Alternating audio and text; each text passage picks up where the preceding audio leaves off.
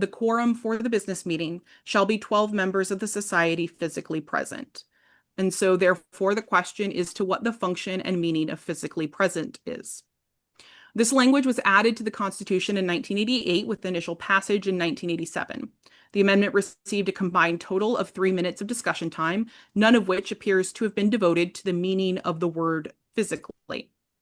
Nor does the rationale printed in the agenda of those business meetings indicate any intention other than to require a minimum attendance for the business meeting to become quorate. Previously, quorum was just however many people were in attendance. Thus, we do not have any guidance from the official record as to how to interpret this language. In trying to understand the function of the word physically in this section, I keep coming back to the question of physically present where. Physically present in some particular room, but not in other rooms? Because everyone at this meeting right now is presumably physically present somewhere. If you are a ghost or a spirit, let me know. And if it does mean in some particular room, which room? If we were in person and I got COVID and presided over Zoom, would 11 other people need to crowd into my hotel room? If the meeting were hybrid and the head table were broadcasting from a separate room, which room would be the one that counts? At what point does the definitely physical location of members cross the boundary into no longer being physically present? Without additional language in the Constitution defining what does and does not qualify as physically present, I can't interpret the meaning of this phrase in that manner because I cannot come up with an interpretation that makes sense. Thus, my best interpretation is this. The function of the word physically, to the extent that it has one in 5.1.5, seems to mean at the location of the meeting, meaning not just members present at the convention, but members present at the location of the business meeting. As this year's business meeting is being held online, presence at the location of the meeting would be those present on the meeting platform, and therefore quorum is satisfied. And so now I'm going to recognize Cliff Dunn for a speech against my ruling. Thank you, Mixed Chair. And by the way, thank you for elaborating. Sorry, one moment, Cliff. Warren, can you go ahead and stop sharing your screen? Sorry, go ahead, Cliff. Okay. Thank you, Mixed Chair, for that very erudite explanation of your reasoning. I've got a couple of problems with this, obviously. First of all, I'll just attack the point of physically present. Physical presence is almost always if not always understood as being physically present somewhere. If mere presence on the planet Earth was sufficient, physical presence would not have been indicated. I would point out, in fact, that last year at Glasgow, if the chair's ruling is correct, there was no reason that the members of the top table who did in fact get COVID would not have been able to keep participating from their hotel rooms by way of some sort of a video link. That was not done, and Mixed Chair, you were presiding at the time. As to the question of the dates of the convention, first of all, I will point to the Seattle website, which I have pulled up on my screen right now, which states that the convention starts on August 13th to 17th and runs through the 17th. So by the convention's own understanding of these of when the convention is per their website, we are not at the convention for another 6 weeks or so. Second, I would point out that there was no change made to the site selection timeline, which would have also needed to be advanced by about 6 weeks if we were already quote unquote at the convention. So this reads as a lot of after the fact reasoning that is being used to justify a decision that the convention committee wished to take. I am additionally concerned that this sort of broad interpretation is going to render us less a democracy and more an experimental adhocracy. I would additionally point out that the convention, while there is definitely precedent for conventions changing their dates, it is manifestly unfair to numerous people who made plans to attend other conventions or carry on other trips prior to the Worldcon, who were then, I know several people are in Florida. I mean, several people are in Europe. I know some people are otherwise unable to attend because of tech issues and so on and so forth. And yes, there's always the question of whose ox is being gored, but this was just done to people without any broader consultation. So In addition to the fact that I believe this is clearly unconstitutional by any plain reading of the Constitution and by the convention's own interpretation of its own dates, it is also a bad idea and will set a very uncomfortable precedent going forward that I think will bite us later. I yield. Okay, thank you. That was a speech against the ruling of the chair. I'm going to go ahead and recognize Ron Oakes for a speech in favor of my ruling. And then after that, I will be recognizing Kayla Allen for a speech against my ruling. Ron, we can go ahead and get Ron unmuted. Okay, can you hear me? Yes. Okay. All right. I will point out that regarding the start of the convention dates, Seattle 2025 has been functioning as a convention since around the 1st of January when they opened Hugo nominations. So in many ways, Seattle 2025 has been Worldcon since at least January 1st, 2025, if not since a date in August of 2024. And so as far as stating the dates of when the convention is functioning. Ron, I do believe that people are having troubles understanding you. If you can just get closer to your microphone. Okay, let's try that. Yeah, I believe that the convention has been functioning since at least January 2025 when Hugo nominations started. That was the beginning of its functions. If not earlier, at the close of the previous Worldcon, when the gavel was handed over to the chair. So I think as far as the temporal issue, I think we can clearly state that the convention is already functioning as a convention.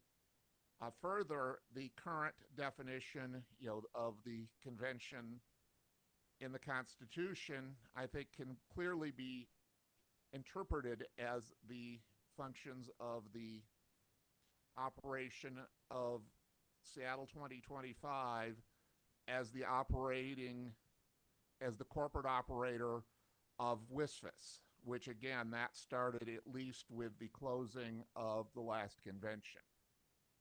So the fact that the function, the activities of Worldcon do not start until August 13th does not mean the business of Worldcon has not already started. And this is part of the business of Worldcon, not necessarily the convention activities of Worldcon. This is a WSFS operation, not a convention operation, and it should be considered part of that. Thank you. Okay, thank you. I am going to go ahead and, as I said, recognize Kayla Allen for a speech against my ruling, and then I will be recognizing Gary Blogg for a speech in favor. Kayla? Thank you. Just a moment, please. Just a moment, please. How do I mute this? How do I mute this? There are multiple people in this room and there are speakers who Yep. will talk. We go ahead and mute Kayla Allen, and I'm going to go ahead and recognize Kevin Hewitt for a speech against while Kayla gets their audio sorted out. And then like I said, I'll be recognizing Gary Blogg for a speech in favor. Kevin?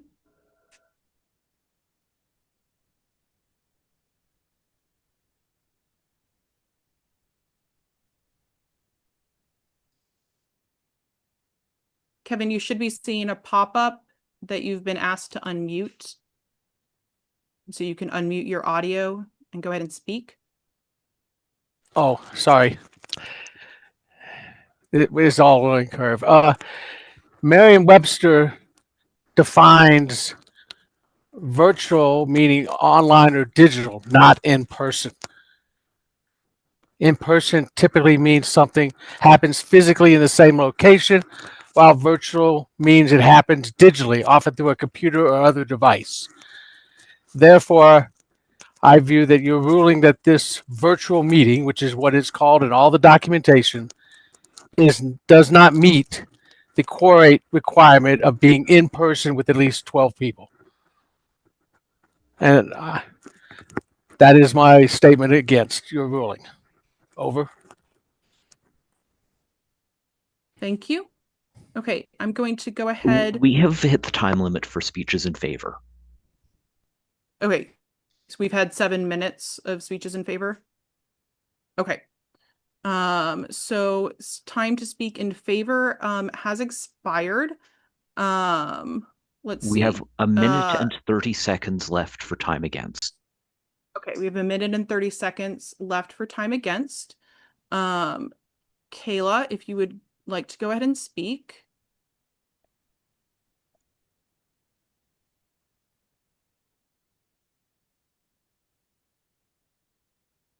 You should see a pop-up. There you go. There we go. Thank you. Thank you, Mixed Chair. My name is Kayla Allen. My pronouns are she, her. I have 2 arguments opposing the chair's ruling. The first one is the plain meaning of every past Worldcon business meeting that has ever been held. The precedent of the entire World Science Fiction Society has always been that the business meeting consists of the people meeting in the same physical location, not online. And this precedent has been ignored completely, which I find very frustrating because it goes against all past precedent. Had the convention wished to establish such special rules, which they may or may not have the right to do, I believe it should have been stated much further in advance, possibly as early as when they were bidding. The second thing I would refer to is section 6.3 of the WSWS Constitution, which to my knowledge, the Worldcon does not have the right to override, that says that this section shall not be interpreted to allow remote participation or proxy voting at the business meeting. It has been the legislative history of our rules to say that the meeting must be held in person in a single place. Our own parliamentary authority, which does talk about the possibility of such meetings. We have hit time. Okay. I thank you. I yield. Okay. So time in favor and against has lapsed. Sorry, I'm just checking the high priority queue to see. So I see another point of order on the same matter. See multiple points of order on the same matter. Okay. I do see, okay, there's a parliamentary inquiry of if the appeal is sustained, can we pivot this to an advisory meeting? We could, that's very much a thing that a hypothetical that we'll address after the vote has happened. Okay, and I'm just checking to make sure. Okay, so as I said, time in favor and against has lapsed. We do have 1 person still wishing to speak in favor and 2 people wishing to speak against. So I'm just checking to see if there's any requests coming in for anything like extending debate, and I don't see anything. Okay, so it is my prerogative as the chair to speak again before we move to a vote. So I think I laid out my reasoning quite clearly in my rulings. To respond to a few things that have been said, I agree that physically present does not just mean physically present anywhere on Earth. I believe it means present at the location of the meeting. So it's the people in attendance at the meeting who matter in terms of counting for quorum. There was a concern posed about the site selection deadline. The phrasing in the Constitution is no more than 180 days before the official opening of the convention. So even if the convention taking on the function of the business meeting were to be the official opening of the convention, that would not bring Seattle out of compliance with the Constitution in terms of the site selection deadline. And then regarding section 6.3 of the Constitution, section 6.3 clearly states that this section shall not be interpreted to require that elections be conducted electronically, nor interpreted to allow remote participation in the business meeting. So if there were a rule elsewhere in the Constitution that disallowed remote participation, what this means is that section 6.3 shall not be used to interpret differently. But I'm not interpreting anything based on 6.3. I'm interpreting based on the complete lack of anything disallowing a virtual meeting in the rest of the Constitution. The rest of the Constitution is silent on it, and therefore it is the role of the administering convention to interpret the Constitution and make choices, and to choose to do a thing that the convention understands to be allowed and in compliance with the Constitution is certainly within the authority of the convention to do. So that is, I think, everything that I have to say. And so we are going to go ahead and I move to a vote on this. So the matter before us is whether to sustain the ruling of the chair that the online meeting is in order and is allowed under the WSPS Constitution, and that the meeting is quorate.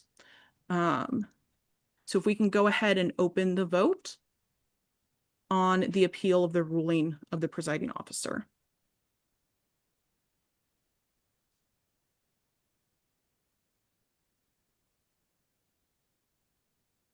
Okay, let's go ahead and close the vote, because I'm not seeing anything else coming in.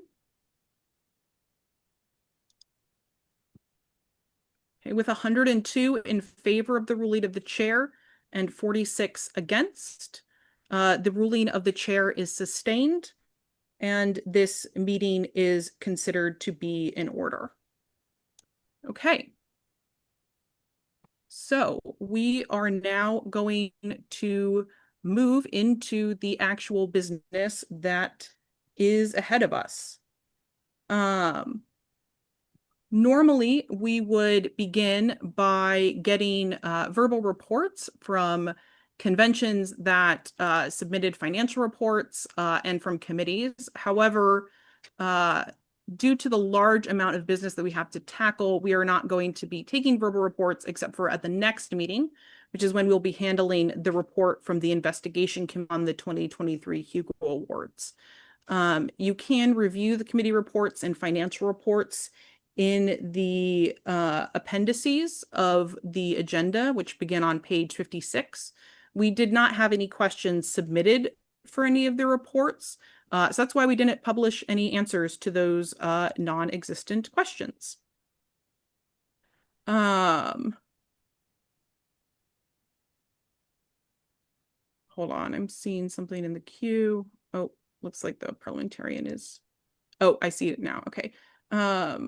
Okay, I'm going to go ahead and recognize Cliff Dunn for a parliamentary inquiry.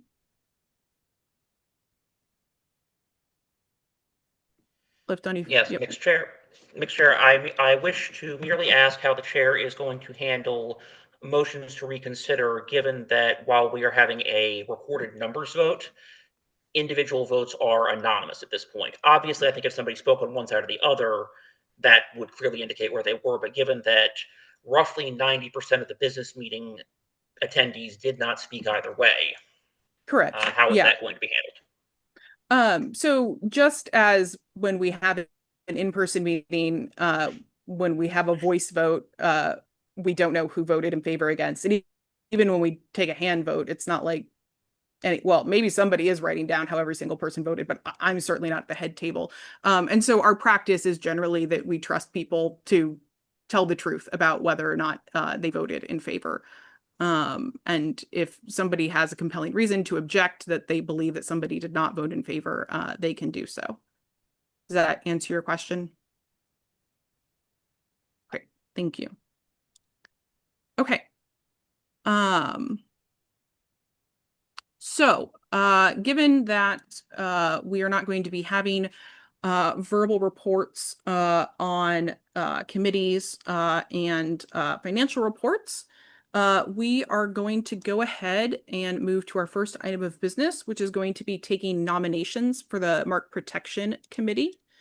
I'm going to make sure that the nominate option is now available, and it is. Okay.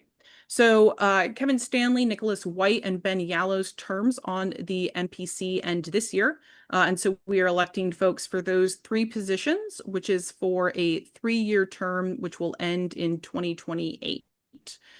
So the nominate option is available to select in the speaker pool queue. And so you can submit names that way. I will just be reading the names out rather than recognizing folks. Make sure to put the text if you're nominating in that text field. Let's see. Okay, so I see a nomination for Bruce Farr, for Ron Oakes, for Cliff Dunn, and I will be reading these out again, and I believe that Warren is going to be getting a screen share up soon with these names. I see Alan Bond, Nicholas White, Anne-Marie Rudolph. I see a nomination for Kayla Allen, for Linda Ross Mansfield,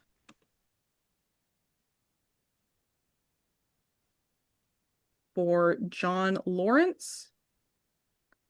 I don't even remember the last time we've had this many people nominated. For Lisa Hertel,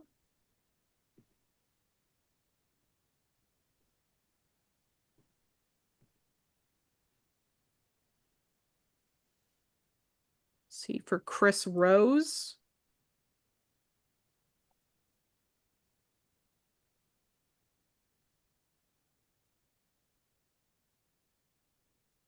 for Olav Rockney.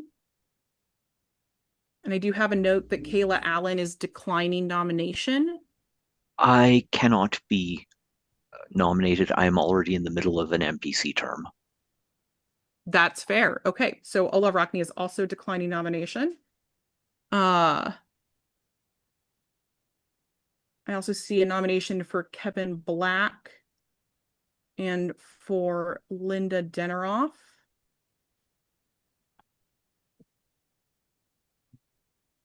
Okay. Let me scroll through here again and see if I'm missing anyone.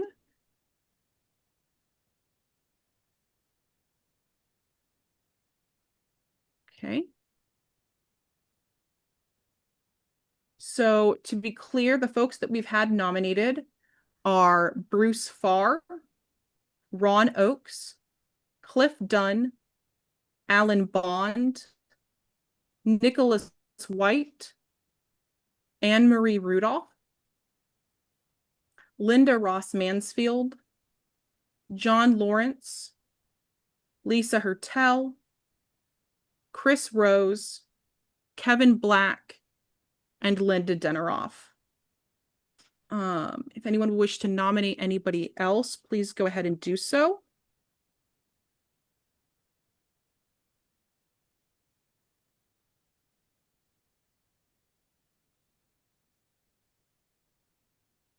Oh, yep, I'm seeing it pointed out that Linda is also a currently seated member, so presumably can't be nominated for the same reason as Olav.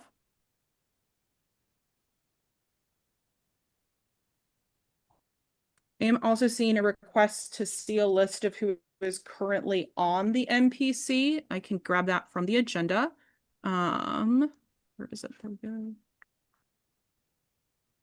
Okay, so according to the list provided in the committee report from the MPC, and so I hope they know who's on their committee. The current membership is Judy Bemis through 2026, Alan Bond appointed by Seattle, Joni Dashoff through 2026, Linda Deneroff through 2027, Donald Eastlake through 2027, Dave Ennis appointed by the Buffalo NASFIC, Olav Rockney through 2027, Linda Ross Mansfield appointed by Pemicon, Chen Shi appointed by Chengdu, and then I already listed Kevin Stanley, Nicholas White, and Ben Yallow as rolling off. Alyssa Wales appointed by Glasgow, Mike Wilmoth through 2026. That is the current membership for the Mark Protection Committee.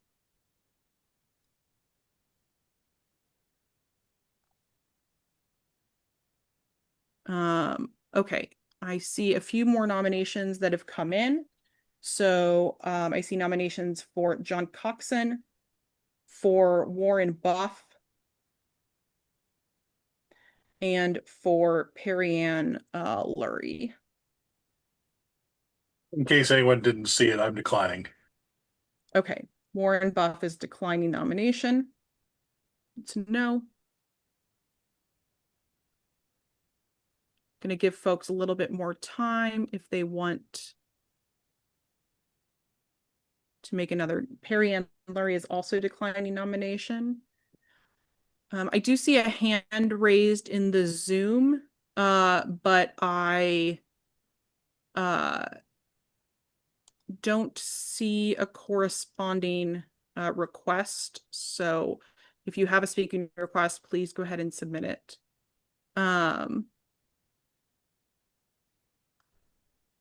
For those wondering, because Linda Ross Mansfield was in the list of folks that I read off, but was also nominated.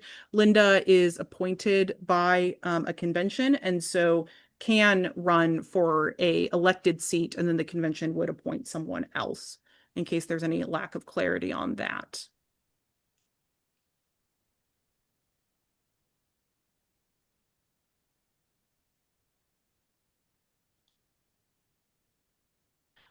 John Lawrence and John Coxon are indicating that they wish to decline their nomination.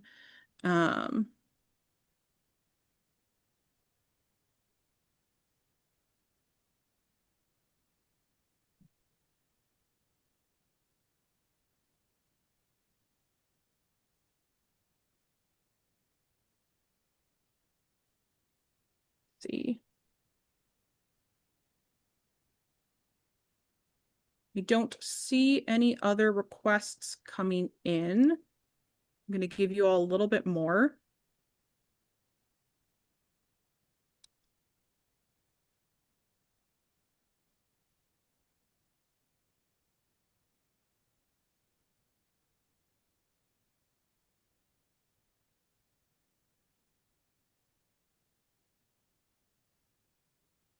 Okay, and I do see a nomination for Alana Vincent that has just come in.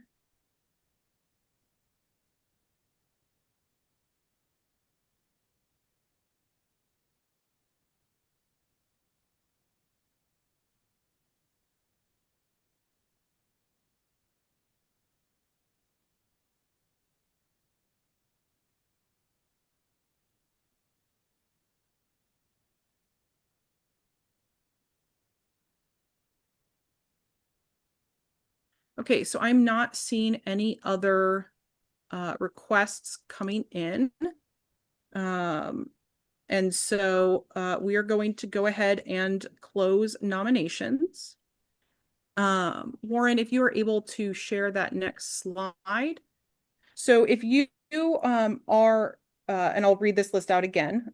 So the nominees were Bruce Farr, Ron Oakes, Cliff Dunn, Alan Bond, Nicholas White, Anne Marie Rudolph, Linda Ross Mansfield, Lisa Hertel, Chris Rose, Kevin Black, and Alana Vincent.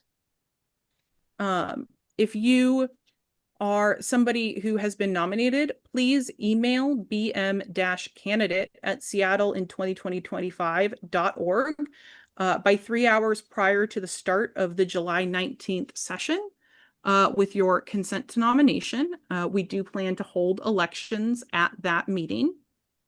And the vote, we plan to have the vote to be held open for at least 24 hours after the conclusion of that meeting to allow folks who aren't able to attend for religious, time zone, or other constraints to still be able to vote. You can also email us a brief statement of no more than 300 words about why you would like to be elected, which we will post in that business meeting Discord for folks to read to be able to get a sense for who you are, since we don't all know each other. And I hope that answers the questions that I've seen come through about asking the nominees to tell us about themselves. Okay. So moving on from the Mark Protection Committee, we are going to take care of reauthorizing all the standing committees at once, or we're going to try to do that at least. Is there any objection to continuing the nitpicking and fly specking committee, the Worldcon Runners Guide editorial committee, and the formalization of long list entries committee as currently constituted?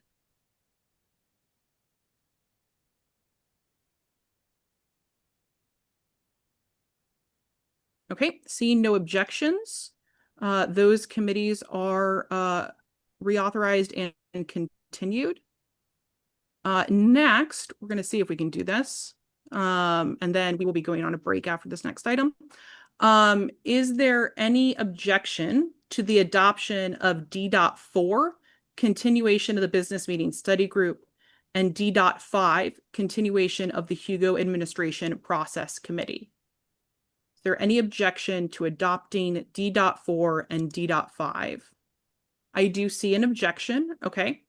So given that, we will go ahead and handle those resolutions with the other resolutions when they come up in a little bit. And with that, we are going to go ahead and take our wait, hold on. I've gotten time zones confused. We've only been in the meeting for an hour, not 2 hours, right? Okay, people are nodding at me. Great. Sorry. This is the difficulty of existing in multiple time zones at once. Never mind. We're not going on a break quite yet. I'm really sorry about that. Okay. We'll be going on a break in approximately 45 minutes, rather. Okay. So the next items of business for us are the standing rule changes, which can be found starting on page 16 of your agenda. So Warren, can you go ahead and get that slide up with those debate times?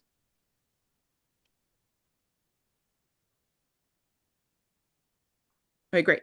I am proposing the following debate times for these items. As a reminder, the way we set debate times is that I propose a debate time, then I ask if there's any objection. If someone objects to the debate time I've proposed, we'll then take suggestions from we'll then have an immediate vote on my suggestion. If there's not a majority in favor, then we'll take suggestions from the floor and vote on those suggestions.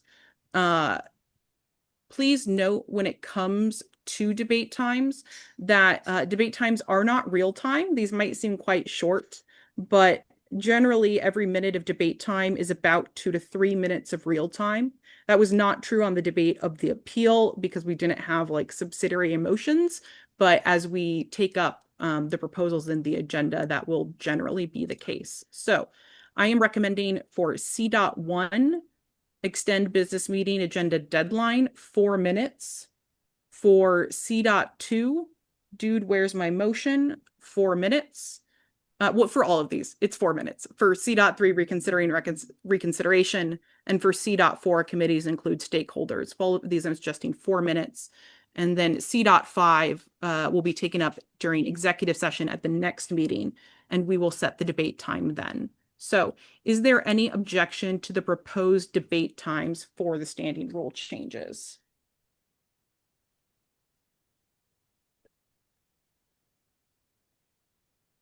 Okay, I do not see any objections. So the debate time of 4 minutes for each item is adopted.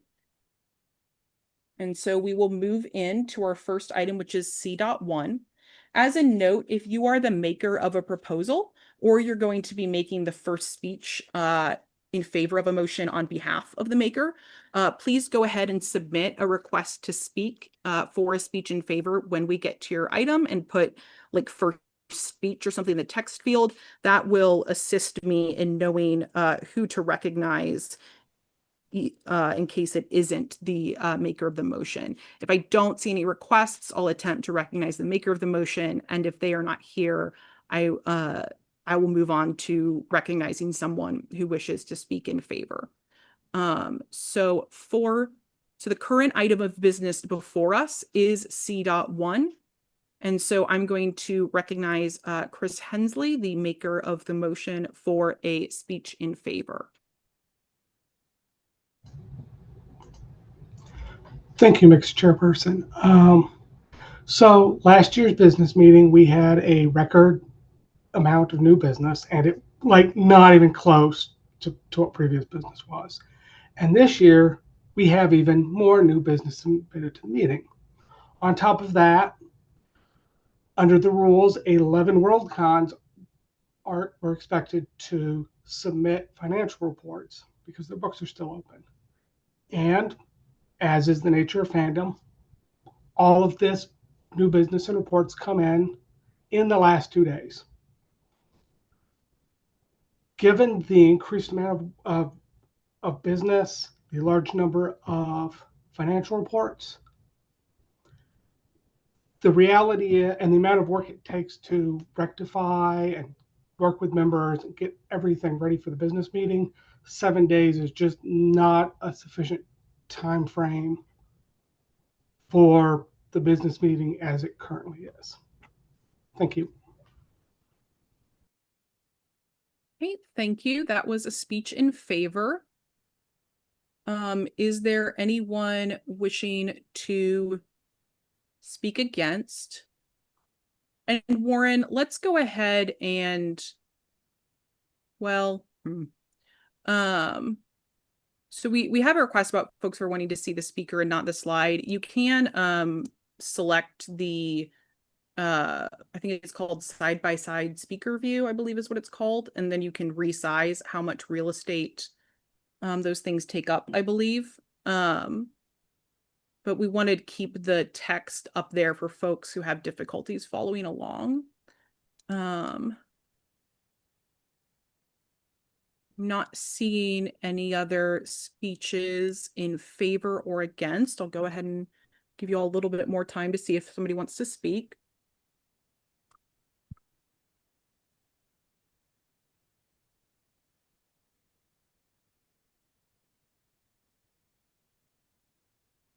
Okay, not seeing anybody else wishing to speak.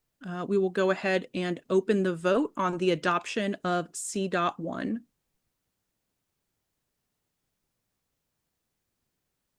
Okay, let's go ahead and close the vote.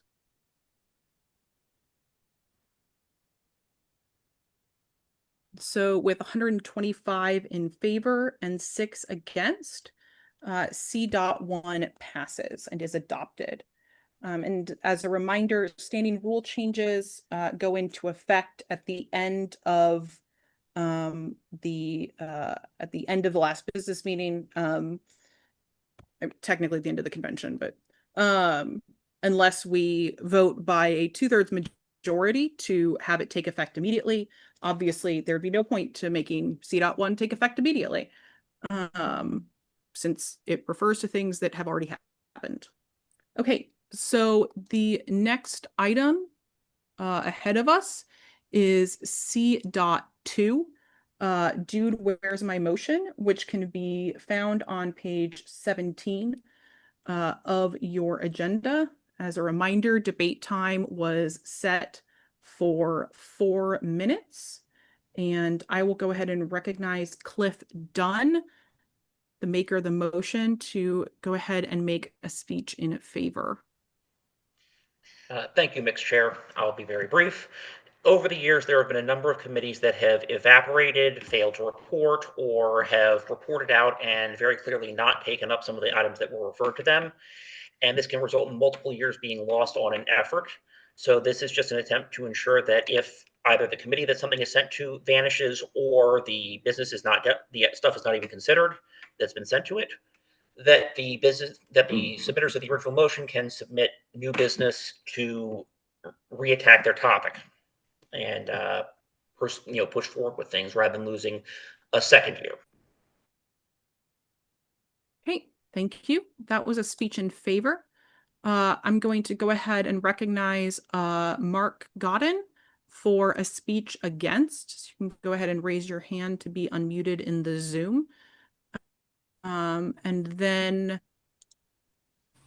I will be recognizing Kevin Black after that. But first, I'll recognize Mark Godden. Mark Godden, he, him, Mix, presiding officer. I speak against this motion for 2 reasons. First, on a core principle for deliberative assemblies of organizations such as this society, once an item of business is on the agenda of a business meeting, it no longer belongs to the people who wrote it, or submitted it, or even moved it, but rather to the whole society, as represented by all members of the meeting. Second, this motion is aimed in the wrong direction to help allay possible issues with committees. Instead of making note after the fact, what is needed are measures that provide guidance and support to committees so that they can fulfill the tasks which the business meeting has given to them. Thank you. Thank you. And then I'm going to recognize Kevin Black.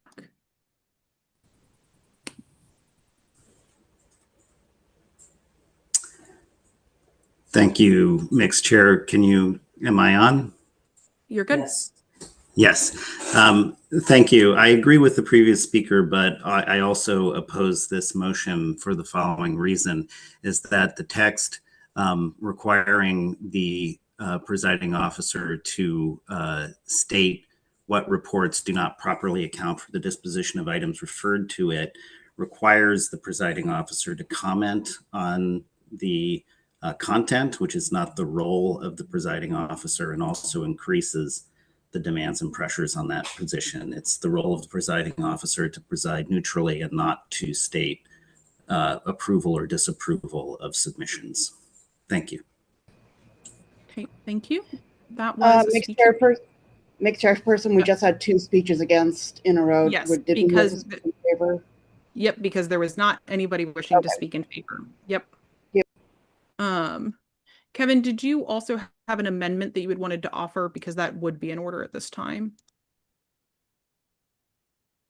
Can you unmute Kevin again?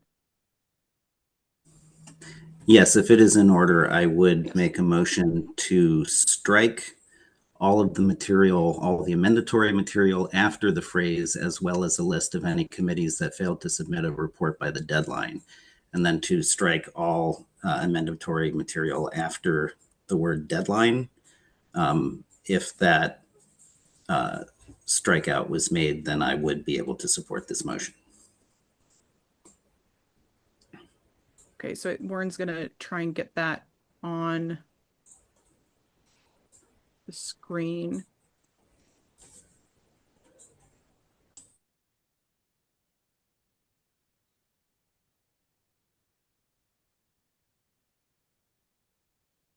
Timekeeper, how much total time do we have remaining on this item? We have a total of 1 minute and 45 remaining. Okay, thank you. Sorry, could you repeat what you were trying to strike there? Yeah. Yes, I'm trying to strike everything after the word deadline. All the mandatory material after the word deadline. So we're keeping that first phrase and striking everything else, including 7.6.1. Okay, so you want to strike or whose report did not. You want to strike that clause and strike the new 7.6.1, but you want to keep as well as a list of any committees that failed to submit a report by the deadline. Yes, Correct? that would be my. Great. Okay, so the amendment is to strike or whose report did not properly account for the disposition of items referred to it as required in Standing Rule 7.6.1, and to strike the entirety of the new 7.6.1. I see multiple hands, so I'm going to take those as a second to the amendment. And so the item before us is the Black amendment to C.2. We have a total of a minute 45 in debate time remaining. And so that time will be, we're going to call it a minute 30, 1.5 minutes to make the timekeeper's life a little easier. And we will go ahead and split that time equally for the amendment. So there will be 45 seconds in favor of the amendment and 45. You know what? Let's be a little nicer. Is there any objection to having the total amount of debate time for the amendment being 2 minutes for a minute on each side? Okay, seeing no objection, the debate time for the amendment is set to 2 minutes. So if we can go ahead and open up that second order speaking pool for the moderators, is there anybody wishing to submit is there anybody wishing to speak in favor or against the amendment?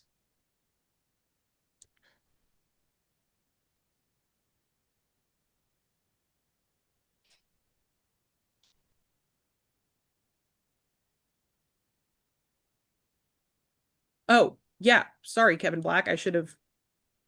Obviously, you get to speak in favor of it as the maker of it. So yeah, we can go ahead and recognize Kevin Black again. I've already said it, but I've already stated the reasons, and I'd just say again, I would support this if with this amendment. Otherwise, I will be voting against.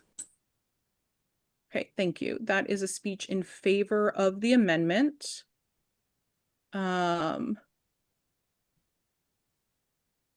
See if there's anybody else wishing to speak. I do see a request to speak that is a wishing to amend the amendment.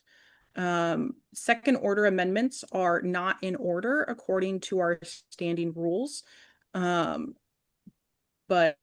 this, I believe the text of that amendment would be allowable after we dispense with this amendment. Okay, I'm going to go ahead and recognize Cliff Dunn for a motion.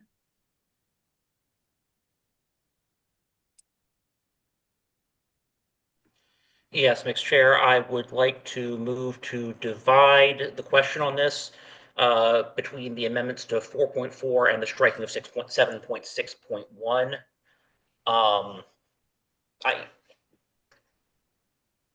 That's the motion. I would speak to that if permissible. Okay, so just to make sure I'm understanding, you are wanting to divide the amendment into first whether or not to strike the or whose report clause, and then separate from that, the entirety of 7.6.1. Is that correct? That is correct, and I would take the view that if the yes, that is correct. I think maybe what you were trying to say is that if we don't strike the or whose report clause, but we do strike 7.6.1, that you would want to restrike the or whose report clause because it refers to a standing rule that isn't there. I I'm happy to strike the or whose report clause entirely, but I think 7.6.1 requiring a bit more basically telling the committees to say what they were told to report on still stands reasonably. Okay. I'm going to ask my parliamentarian to hop into the other voice chat really quickly, and I'm going to consult with my staff really quickly just to make sure that this division is doable. One moment. Hello, I'm back. Okay, so we've determined that this is in order. So the motion is to divide the amendment. And so in order to keep things in an order that works, should the division pass, we would vote first on whether or not to strike the new 7.6.1. And then we would vote on whether or not to strike or whose report did not properly account. So the item before us is whether to divide the Black amendment to C.2 to basically to vote on the two strikings separately. Is there a second to the division of the question? I do see a second. I see multiple seconds. Thank you. We can go ahead and have hands lowered. Okay, so the item before us is the division of the Black amendment to C.2. So speaker moderators will go ahead and open up that third order speaking pool. Olav, how much time do we have remaining on the amendment? 1 minute and 50 seconds. The speech in favor was very short. Okay, so that time is going to be split evenly on the question of the division.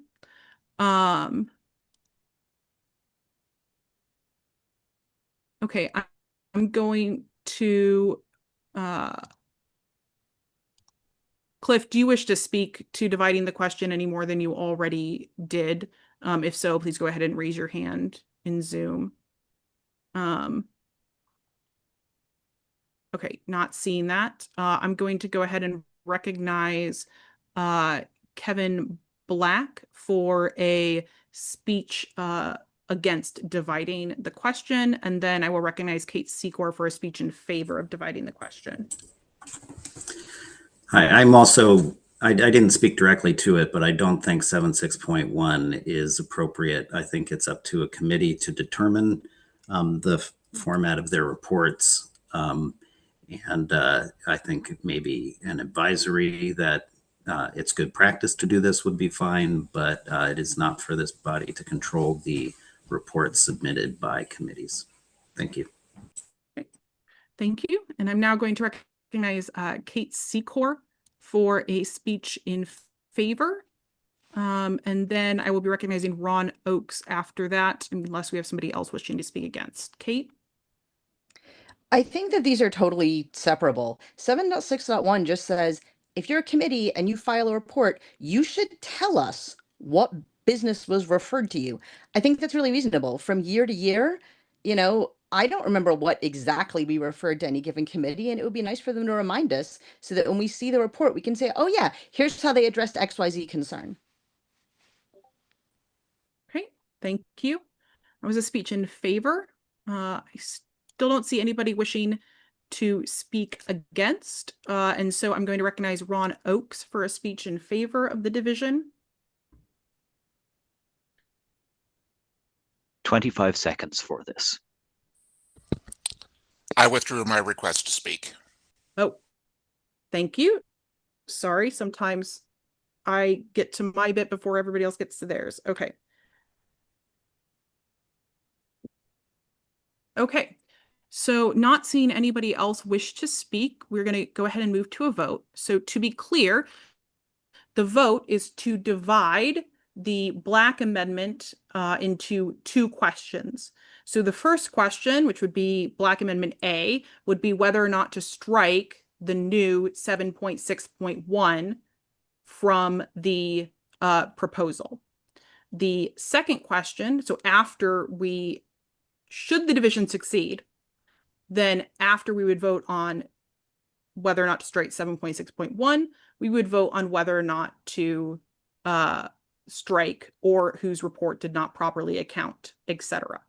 So the item before us currently is just whether to divide this amendment into 2 votes. It's not about whether or not you're in favor of either part of it, but just whether or not you want to divide the amendment into 2 questions. Okay, so we could go ahead and open the vote on the division of the Black amendment. Okay, we can go ahead and close the poll.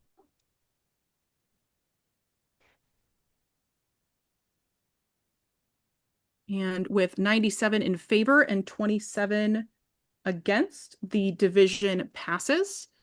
And so the item before us is now going to be Black Amendment A, which is just whether or not to strike the new 7.6.1. So the item before us is the Black Amendment A, striking the new 7.6.1 from the proposal.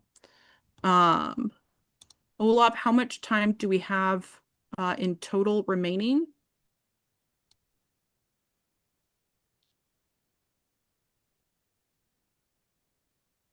From Dude, Where's My Motion or from the Black Amendment? From the Black Amendment. Remaining 1 minute and 25 seconds. Okay. So that time is going to be split evenly for Amendment A, and then if there's time remaining after that for Amendment B. So we're going to go back to that second order priority pool. I'm going to recognize Kate Secor for a motion.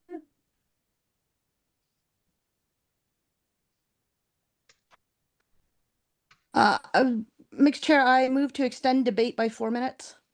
Okay. Are you wanting to extend it on like the entire stack or just like a portion of it? The entire Sorry, okay, so stack. like if we don't use all of the new 4 minutes on the amendment, it would still be available for the underlying Yes, please. motion. Okay. Yes, that's what I was asking. Okay. I see a second for the motion to extend debate by 4 minutes. Okay. So let me just ask first, is there any objection to extending debate by 4 minutes? If you do not wish to extend debate by 4 minutes, please raise your hand. Okay, I do see an objection, so we're going to go ahead and move to a vote. So the vote is whether or not to extend debate by 4 minutes. If we can go ahead and open up the poll.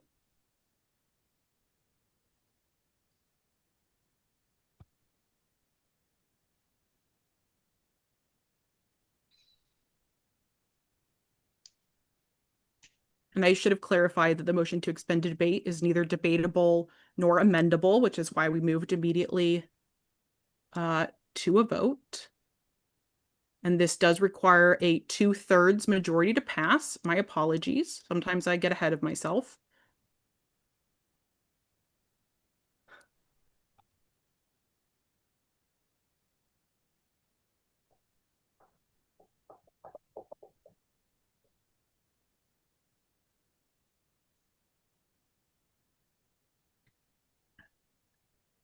Okay, we can close the poll, the vote rather.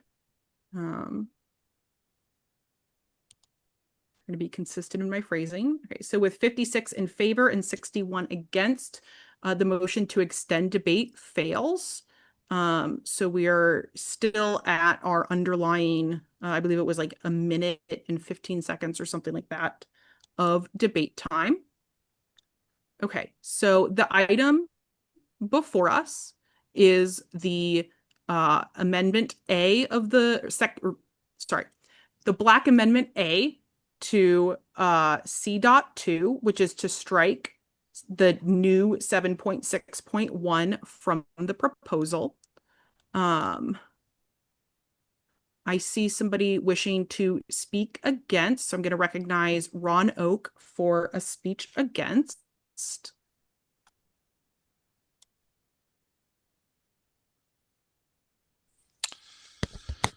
Okay, I'll be quick about this. I believe it is perfectly within the purview of the business meeting and the standing rules to instruct committees on what they can include in their report.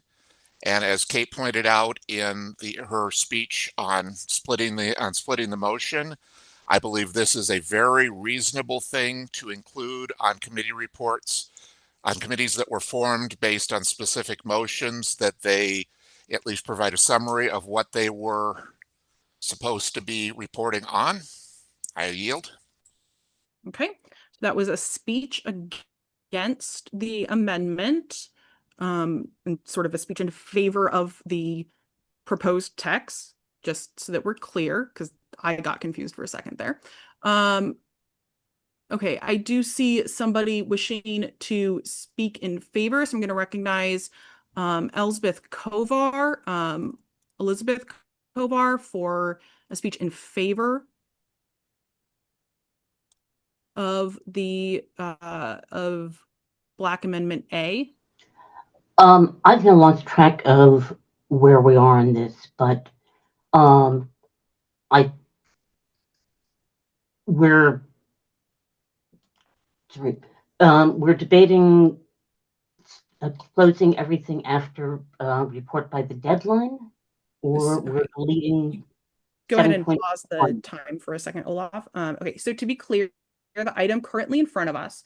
So the Black Amendment was divided into two questions. So right now we are only voting or discussing and then voting on the portion of the amendment that would strike the new 7.6.1.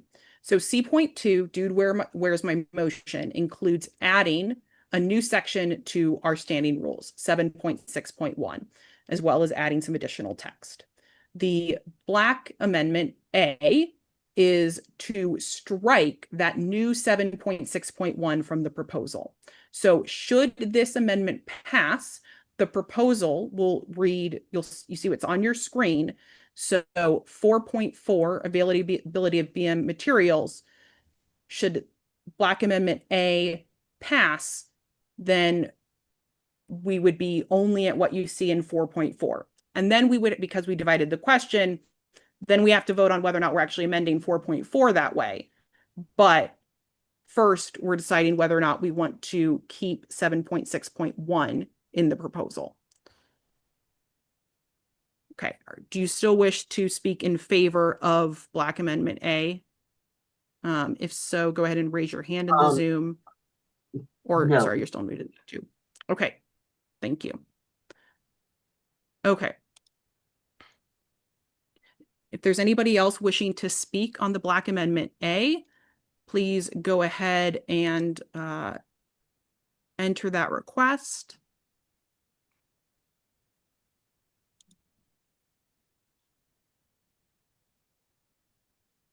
Okay, I'm not seeing any. So we will move to a vote on the Black Amendment A. And so to be clear, this is a question. The question is whether to strike the new 7.6.1 from the proposal C.2. So if this amendment passes, then 7.6.1 would be struck from C.2. And then we will vote on the second half of the Black Amendment, which was striking the ORs who report section. So the item before us is whether or not to strike the new 7.6.1 from the proposal. We can go ahead and open the vote.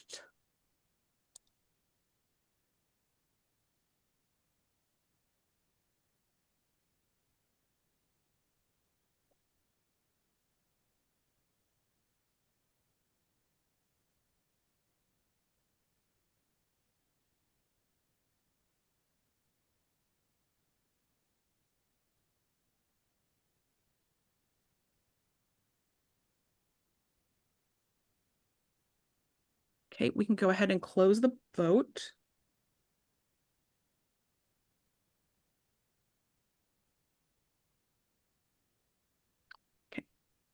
And with 32 in favor and 77 against, the amendment does not pass. And so we are not striking 7.6.1. Yep. And so you can now see that reflected on the screen. And so we are now moving to the item is Black Amendment B, which is to strike or whose report did not properly account for the disposition of items referred to it as required in Standing Rule 7.6.1 from Rule 4.4. So we voted and decided to keep the new 7.6.1 in the proposal. And so now the question is whether or not to strike from the new language in 4.4 the requirement that the agenda will list those committees that didn't account for that disposition in 7.6.1. Okay. Is there any, so the current item, just to be clear again, is Black Amendment B. That's what we're calling that. And so we're going to still be using that second order queue for my moderators. So if there's anybody wishing to speak, please do so.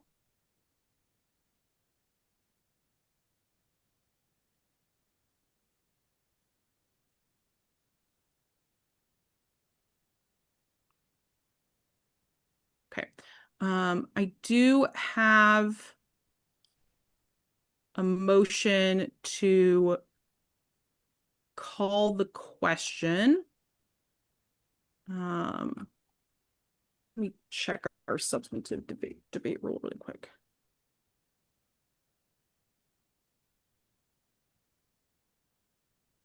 Okay. So per our rules, it is not in order to call the question because we have not had, well, you know what? I think we have had substantive debate on this question within the other debates. So is there, so Alan Bond has moved to call the question. Is there a second? Okay, I do see hands raised. And as a reminder, per the additional rules that we created, when I recognize somebody to call the question from the pool, that functions as the calling of the question rather than needing to recognize them and have them come off mute and everything.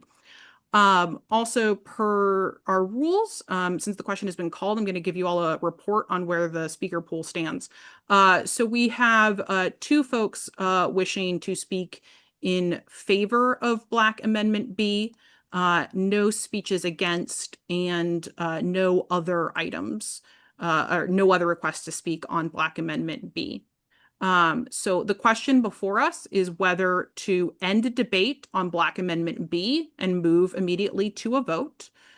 This does require a 2/3 majority and is neither debatable nor amendable. So we can go ahead and open the vote. So once again, to be clear, the vote is on whether to end debate on Black Amendment B. So we can go ahead and vote.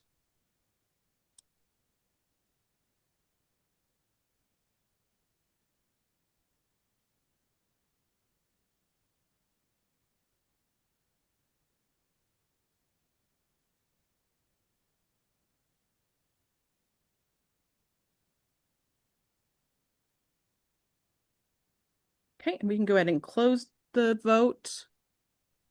So with 106 in favor and 14 against, the motion to end debate passes. And so we will move immediately to a vote on Black Amendment B. So to be clear, this amendment would strike the or whose report clause from the proposal. And you can see that reflected on the slide that is being shared in the Zoom. Okay, so we can go ahead and open the vote on Black Amendment B. You can go ahead and vote.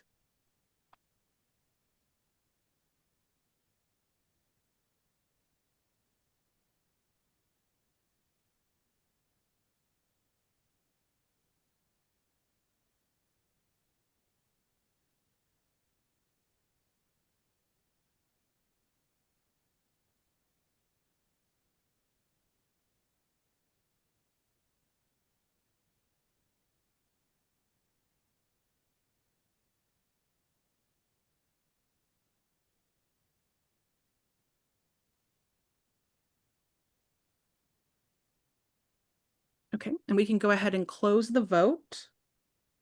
By 87 to 23, the amendment passes, and so the or whose report clause is stricken from the addition to 4.4. And so we are back to the underlying proposal as amended. So we're back to C.2, where 4.4 would now read in part, reports submitted to the business meeting before the deadline established in 5.1.6 of the WSFS Constitution, as well as a list of any committees that failed to submit a report by the deadline, shall be made generally available, and it continues on. And then still with the addition of the new 7.6.1. Olav, how much time, if any, do we have remaining? We have 1 minute and 20 seconds remaining in favor and 25 seconds remaining against. Okay, so we have some time on both sides. And we are going to go back to the regular speaking pool for moderators. Okay. I am going to recognize Linda Deneroff for a speech against. And then I'm going to recognize Kevin Hewitt after that. Linda? Thank you. Can you hear me? Yep, we can hear you. I don't remember why I wanted to speak, so just ignore it. Okay. You don't need to take that out of the time, Olaf. Okay. So I know it's. Huh? Can I go just ahead pulled and a what? thank you. And then we will go ahead and, as I said, recognize Kevin Hewitt. Kevin, if you can go ahead and see your hand raised. I withdraw my proposed amendment to this. Okay. Due to the previous actions. Okay, thank you.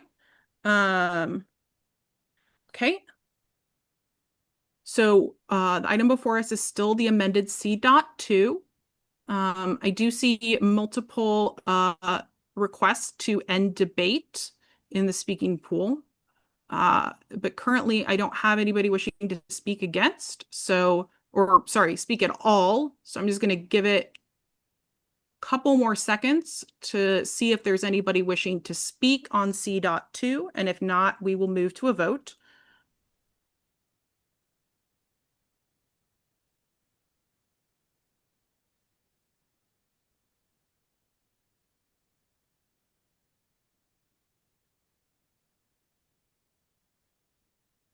Okay, it doesn't look like there is anybody else still wishing to speak on C.2.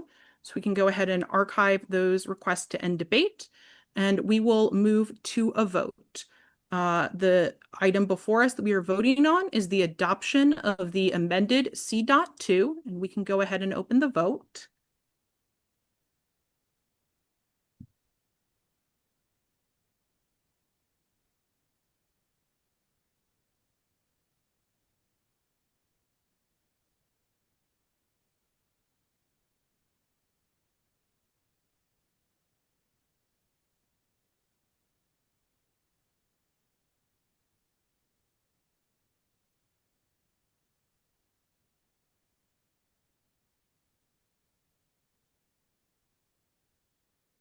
Okay, and we can go ahead and close the poll, the vote.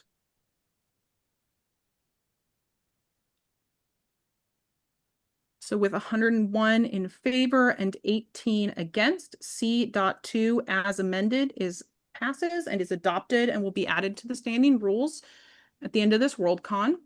Once again, it wouldn't really make a lot of sense to try and put this into effect immediately. We are at 10:45 a.m. Pacific time. Part of me wants to keep going because I really like the idea of taking the break after we're done with the standing rules, but I don't know how long C.3 and C.4 are going to take. So in order to guarantee that they take basically no time, we're going to go ahead and take our break now. And so we are going to be on recess until 11 a.m. Pacific. So in 15, I think technically 16 minutes from now. And we will reconvene at that time. Thank you. Okay, we are going to go ahead and get started again. So the next item before us, actually, sorry, before we get started, I have been asked to clarify for those of you who are on mobile. So for you all, voting will not necessarily pop up and take over your screen. Rather, you should see a pop-up at the bottom of your screen that you can then use to vote. So you still should be seeing an automatic pop-up that will get you to the voting, but I believe it doesn't take over your entire Lumi platform the way that it does on desktop. Okay, so the next item that we have is C.3, reconsideration, which is on page 18 of your agenda. Debate time at this item has been set for 4 minutes.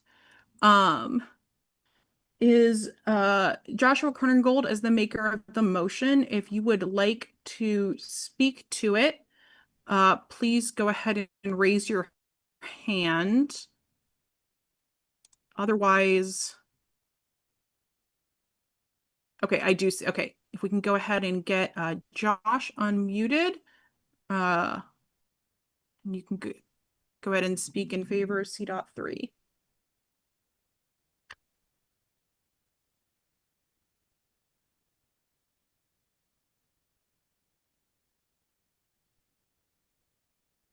I am not hearing Joshua. Are other folks? I am not. Okay, Joshua, can you please make sure you are unmuted in the Zoom? So can you please make sure that your browser has recognized your microphone? No, we are still not able to hear you. Okay, I'm going to go ahead and recognize Cliff Dunn as one of the other makers for a speech in favor. And if you can work on getting your microphone sorted out. Well, I hear something now. Is that Joshua? Yeah, I'm hearing something as well. Wait, can you hear anything now? Joshua, Yes, now we yes, can we hear can. You. Yep. Okay, I'll remute. nothing changed. I have no idea. Windows permissions, no idea. Okay, can I talk now? Probably that. You can talk now. Okay. So, the motion is worded in a somewhat confusing way. If someone wants to amend it so that it's complete in and of itself, that would be fantastic. But in short, under Robert's rules, no one can motion to reconsider something unless they were on the prevailing side at the time. But when we change who's at what meetings at any given time, and we have new people potentially coming in who really care about something, we have situations where it can be out of order for somebody to change to request the meeting, change what they did, even if they have a majority, because they weren't in the room when the thing passed, and therefore they don't have a 2/3 to suspend the rules. And therefore they have no standing to do so. What this would do is say that somebody who isn't in the room at the time that the meeting does something has standing just as if they were in the prevailing side. Joshua Cronengold, he, him. All right. Thank you. That was a speech in favor. I'm going to recognize Nicholas White for a speech against, and then I'll recognize Cliff Dunn for a speech in favor. And then I'll be recognizing Kevin Black for another speech against. So Nicholas White. Thank you very much, Mixed Chairperson. Am I visible and audible? Yep, you're good. Good, thank you. First of all, thank you very much for the way that you've been moderating this meeting. And secondly, I'm really glad that we're doing this virtually rather than wasting time at the actual convention doing it. I am going to ask you to keep your remarks to things germane to this motion. Okay, well, one thing that's germane to this motion is that we deal with it swiftly, unlike the last motion. I think this motion is well-intentioned but badly written. I don't think that we should be rewriting history. To me, the obvious solution would be to say that those who voted in favor of the prevailing side should not, sorry, those who voted against the prevailing side in the previous thing should not be therefore able to reconsider it. I would like to kick this back to the proposers to think about it again, and I would not want to waste any more time this evening discussing it. So I think let's vote against it now, and let's kick it back to the people who propose it. And I must say, I've personally been a victim of this particular bit of the rules in the past myself, as anybody who's watched the Chengdu business meeting video will be well aware. But I just don't think this is the way to deal with it. So please, let's just vote against, get out of the way, and get on with other stuff. Thank you, Mixed Chairperson. Thank you. Really quickly, Nicholas, I just want to be clear. You're not wishing to actually make a motion to amend or to move to refer to committee. You're just speaking against it. I'm deeply opposed to any such move, Mixed Chair. I think we should just vote against this resolution and get rid of it. Okay, thank you. Okay, I'm recognizing Cliff Dunn for a speech in favor. And then, as I said, Kevin Black for a speech against. Mr. Chair, thank you very much. Simply put, we're going to have a shifting makeup to this body. There are going to be, I think, rather more people who are present at one meeting but not another, who may be bit by this quirk of Robert's Rules of Order. I will point out that many other rule systems permit just about anybody to make a motion to reconsider. The main reason I wish to have this adopted now, and I'm happy to work on reworking it late in the future, is I want to have this take immediate effect so that people don't get bit by this next week or the week after or the week after that. And I do think this is unusually urgent given the circumstances of this year's meeting. Thank you very much. Okay, thank you. We are out of time in speeches 4. Okay, so we are out of time for speeches in favor of the motion. I'm going to recognize, and it looks like we have about 50 seconds remaining against.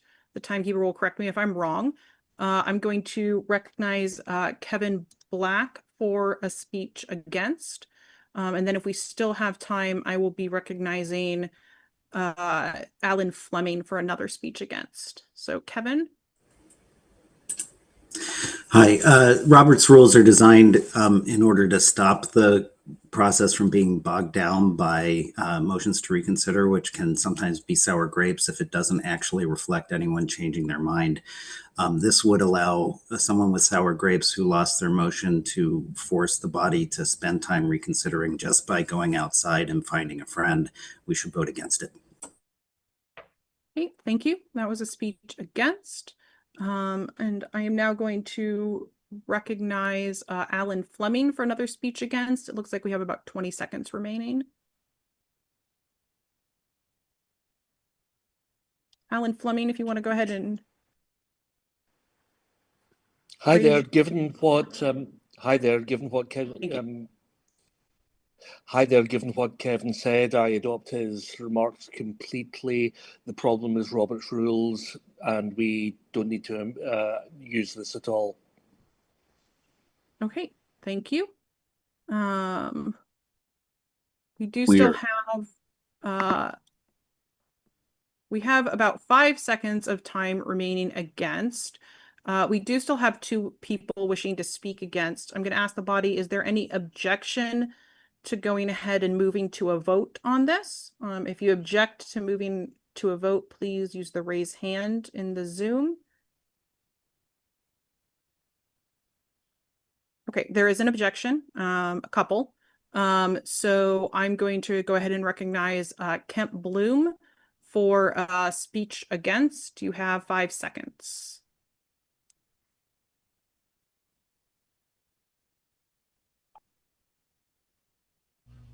There we go. 5 seconds. We want to make final decisions. We don't want to bog down a meeting. That's time. Thank you, Kent. Okay, so time on both sides of the question has elapsed. I do still see one person wishing to speak against, no speeches in favor, and no other items. I'm just going to give it a little bit to see if anybody's wanting to extend debate.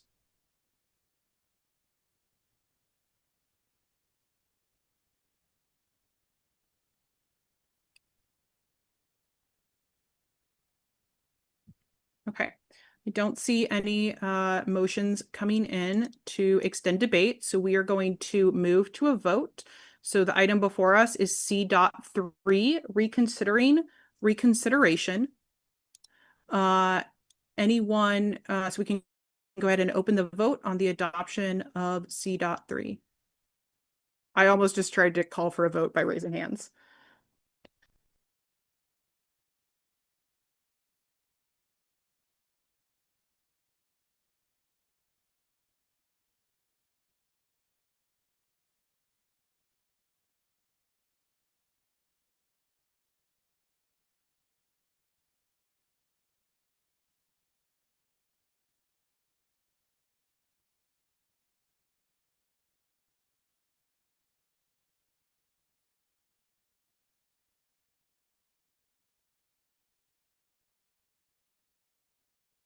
Okay, we can go ahead and close the vote. With 22 in favor and 100 against, C.3 fails and is not adopted. So we'll be moving on to C.4. I do have, so if Cliff or Kate wishes to speak in favor of it, you can go ahead and submit a request to speak. I do have a request for some clarifying information. So if you have submitted a request to speak and you no longer wish to request to speak, you can use the retract a request option in the speaker pool tab. So you choose the request to speak option in the text field. Let us know which request, especially if you happen to have multiple open at that time. And then we will take care of retracting that request. It isn't an automatic process, so it is still possible that I might call on you before the moderators are able to retract your request. But if that happens, that's fine, and we'll just move along. And like I said at the beginning of the meeting, if your request to speak has already been archived, you do not need to retract it. We've basically already done that for you. Okay, I'm going to recognize Kate. Oh, and as a reminder, debate time on this item was set to 4 minutes. And so this is C.4, committees include stakeholders on page 18 of your agenda. I'm going to recognize Kate Secor for a speech in favor. And then I'll be recognizing, Mark Godden for a speech against. Kate? Yeah. Hey, everybody. This is really simple. We send things to committee all the time. That's great. I'm all in favor. It is not always entirely obvious how to join a committee. The people that make motions may not be in the room when the committee is formed. I think that we should say, if you propose something and it gets sent to a committee, you should have the option, like you should by default be appointed to the committee unless you say no, because clearly you care about this and we want committees to be made up of people who care about things. Thank you. Thank you. That was a speech in favor. I'm recognizing Mark Godden for a speech against, and then I will be recognizing Perry Ann Lurie for a speech in favor. So Mark Godden, go ahead and thank you. Okay.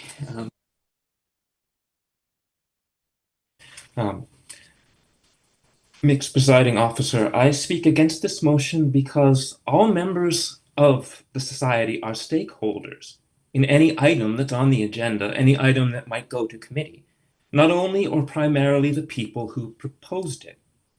It may be courtesy to place proposers on committees, They may have pertinent expertise, but to make this courtesy a right of first refusal or a privilege would mean granting the relatively few people who make proposals, or even multiple proposals, that much more power and influence over the direction of the society than other members, when the society arguably needs a broader base for considering the future rather than a narrower one. The whole idea of ownership of motions has problematic consequences for collaborative efforts and building trust within the society and for participation overall. Thank you. I yield. Thank you. So that was a speech against C.4. So I'm now going to recognize Perry Ann Lurie for a speech in favor. And then I will be, oh, I won't be doing that. They've retracted. So then I will be, I think we're going to have a motion to call the question after that. But first, Perry Ann Lurie for a speech in favor. So a lot of the time people make, can you see me? I don't see me, but it's all right. Yep, I can see and hear. Okay, I can't see me, but that's okay. A lot of the time people make motions because they care really deeply about something, but they may not be able to even attend the business meeting. You don't have to be an attendee at the business meeting to make a motion, but they have a particular point of view about why they made that motion, and letting them see how the sausage is made in the committee might improve their future motions as well. Okay, thank you. That was a speech in favor. Kayla Allen has moved the previous question to end debate. Is there anybody who wishes to second the motion to end debate? You can raise the hand in the Zoom. Okay, I do see a second. So the motion to end debate has been moved and seconded. There are 2 people still wishing to speak in favor and 2 people still wishing to speak against. So we are going to move to a vote. The motion to end debate is neither debatable nor amendable and requires a 2/3 vote. So we are going to go ahead and open the vote on the motion to end debate.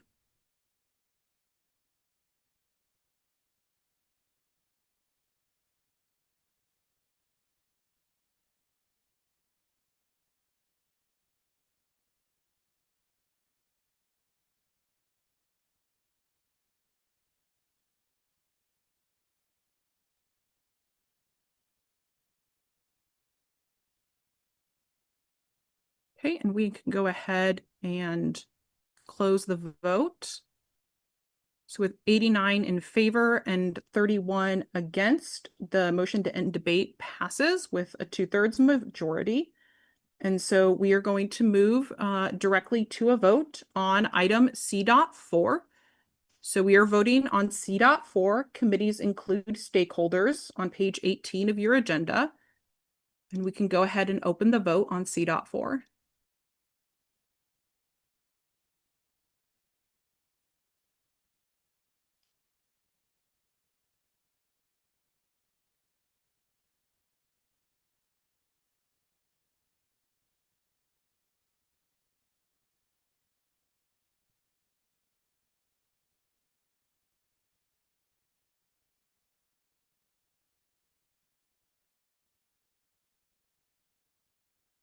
Going to leave the vote open for another 15 seconds.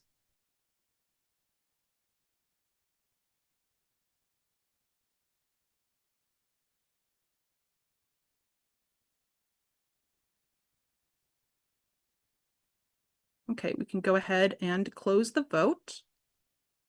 And with 66 in favor and 57 against, C.4 passes.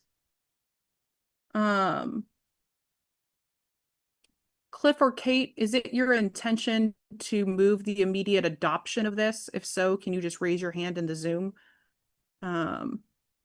Yes, it is. Okay. So it has been moved and seconded to implement the adoption of C.4 immediately. This requires a 2/3 vote. and is neither debatable nor amendable. So we'll move immediately to a vote. So all those in favor, or once again, trying to call for votes in ways that don't work.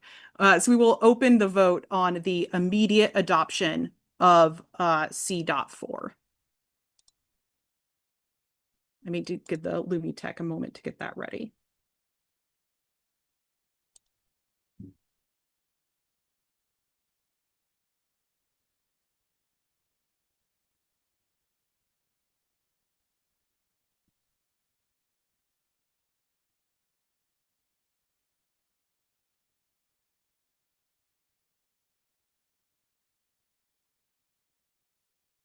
And to be clear, if this fails, this is going to be adopted at the end of this convention regardless.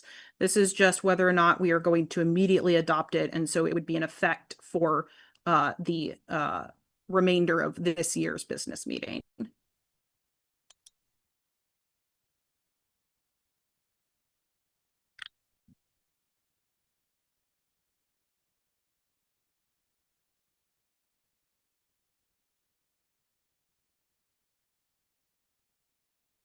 I'm going to go ahead and leave the vote open for another 15 seconds.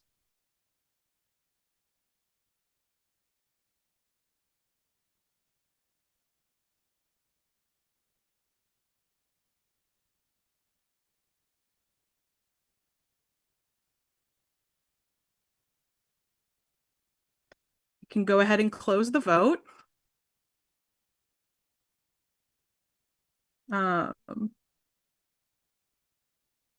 I really appreciate the person who snuck in at the very last second to get us to 83 to 41 instead of 82 to 41.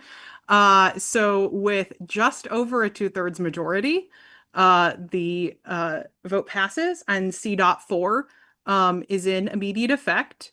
It still would have been the same result if it was 82 to 41. It just helps when those numbers aren't reading exactly 66.67%. That makes me a little nervous. So C.4 is in immediate effect, so any items that we refer to committee for the remainder of this year's meeting, the rules in C.4 will apply. C.5 is being taken up at the next meeting when we are in executive session. So we are going to move on to the resolutions. The resolutions can be found beginning in page 20 in your agenda. Before we set debate times for these items, so D.1, D.2, and D.3 are all Hugo Award eligibility extensions. As a reminder, per our Constitution, in the event that a potential Hugo Award nominee receives extremely limited distribution in the year of its first publication, its eligibility may be extended for an additional year by a 2/3 vote of the intervening business meeting of WSFS. So that's what these items are. And so I'm going to add, Cliff, I'm going to lower your hand. I think I know what you're doing, but I'm going to lower your hand just so that I can make sure. So is there any objection to taking up items D1, D2, and D3 together? And so having debate and vote on those be all together. There's an objection to taking up D1, D2, and D3 together. Please raise your hand in Zoom. Okay, seeing none, we will take up those items together. So I am proposing the debate times that are on the screen for these items, except for D4 and D5, which I thought I edited, but apparently not. So Warren, can you edit those to say 2 minutes for each of those? So for D1 through D3, I am recommending a debate time of 2 minutes total. For D4, the business meeting, continuation of business meeting study group. There we go. I am recommending 2 minutes. For D5, continuation of the Hugo Administration Process Committee, I'm recommending 2 minutes. For the creation of the Code of Ethics, I'm recommending 6 minutes. For D7, clarifying electronic signatures, I'm recommending 2 minutes. And for D8 generative AI, I'm recommending 8 minutes. I will wait until we're able to get that up on the screen. So where it says 2 minutes each, that actually means 2 minutes total. But the remainder of that is accurate to the debate times that I proposed. So is there any objection to the proposed debate times with the clarification that D1 through D3 is 2 minutes total, not 2 minutes each?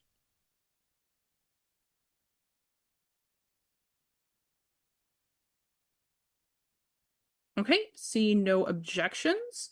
Those debate times are adopted. So the first item ahead of us is D1, D2, and D3 together. These are the Hugo eligibility extensions for Pantheon Season 2, The End, and Ronnie, or here, Ronnie, Ranny, Rainy. One of those was probably correct. And they can be found on page 20 of your agenda. I don't know if any of the makers of the motion are wishing to speak in favor of it.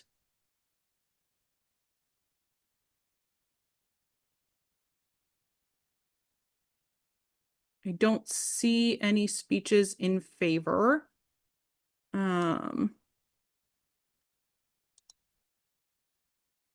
Okay, so since I don't see any speeches in favor, I'm going to recognize Nicholas White for a speech against.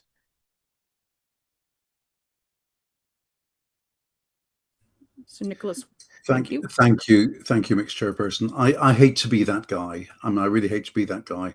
I'm instinctively inclined to generosity in these things, but I'm a former Hugo administrator, and this sort of thing does create difficulties for Hugo administrators. And the fact is that for D1, IMDb says that the episodes of the second season of Pantheon were available in the United States from October 2023. So I don't see how it could qualify for an eligibility extension.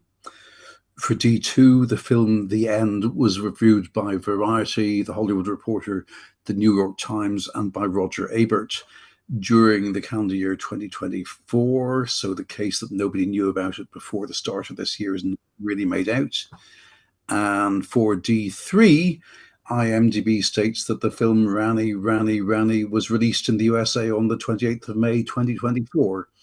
So I really don't see how it qualifies for an eligibility extension. So it's with a slightly heavy heart that I say this, Mixed Chairperson, but I have to say I recommend against eligibility extensions for all three of these.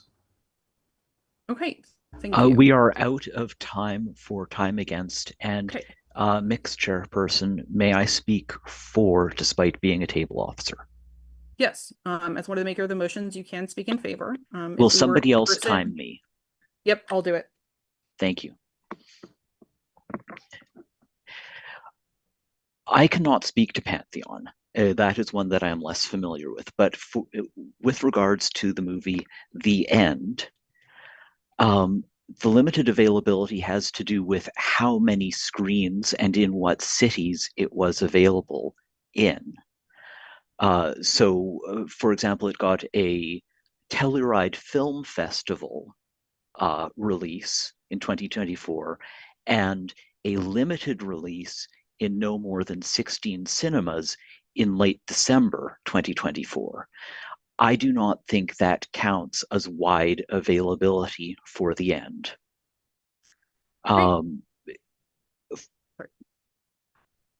Keep going. For Ranny, it was available in overseas territories initially, and then a very limited release in North America before hitting streaming. Again, the availability is not just whether or not it was released in New York, but more broadly across North America. Okay. So time in favor and time elapsed has expired. One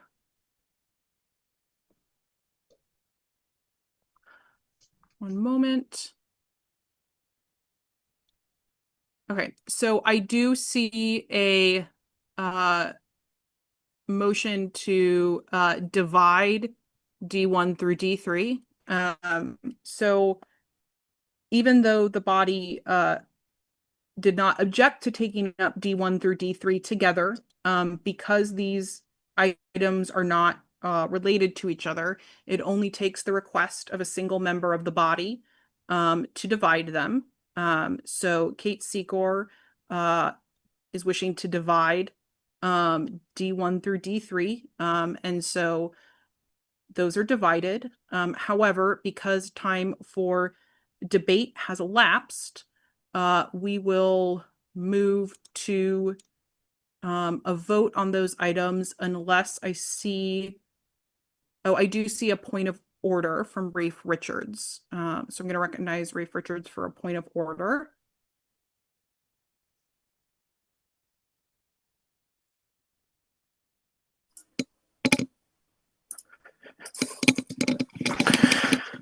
Mixed Chairperson, thank you. I'm very happy to be told if I'm wrong on this matter.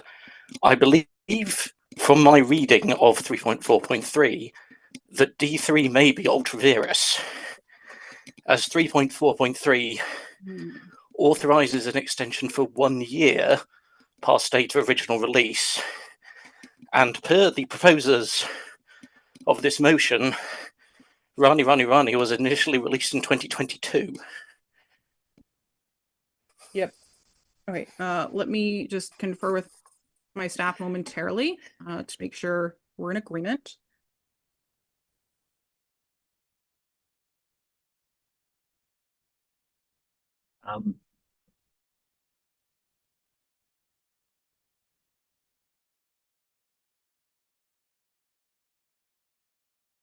Okay. Sorry about that, folks. This got complicated because we have questions of countries and languages and all sorts of things. So my understanding is that, and my ruling, in fact, is that per 3.4.2 of the Constitution, works originally published outside the United States of America and first published in the United States of America in the previous calendar year shall also be eligible for Hugo Awards. So it was released in India in 2022. Could have been nominated then, but wasn't. Because it wasn't released in America, in the United States, until 2024, it would have been eligible for 2024. And so therefore, under 3.4.3, we can extend that eligibility a year. So I am ruling that D.3 is in order. If there's anybody wishing to appeal the ruling of the chair, please raise your hand in the Zoom.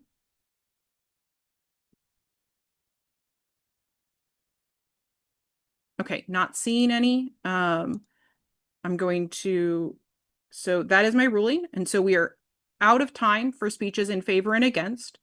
And so just to remind us all where we are. So we agreed to take up D.1 through D.3 together as one item. We had our speech in favor and speech against with expired debate time. We then had a motion from Kate Secor to divide the question, which, because these items are not related to each other, it only takes the request of a single member to divide them. We then had the point of order, and I have ruled that D.3 is in order given the circumstances of its release. So because time for debate has expired, we are going to move to a vote, but because we divided D1 through D3, we are going to vote on each of these separately. So the first item that we are going to be voting on, oh, and sorry, to be clear, we have no speeches left in favor or against, and the only other item is calling the question for all of these items. So our first vote is going to be on whether or not to adopt D.1, the Hugo Award eligibility extension for Pantheon Season 2. So we can go ahead and open the vote on the adoption of D.1.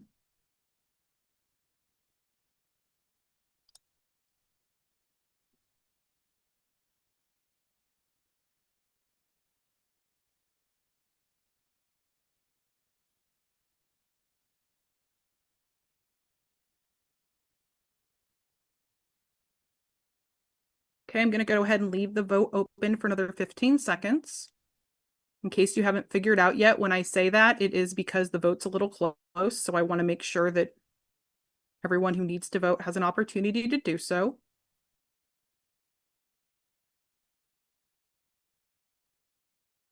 Okay, and we can go ahead and close the vote.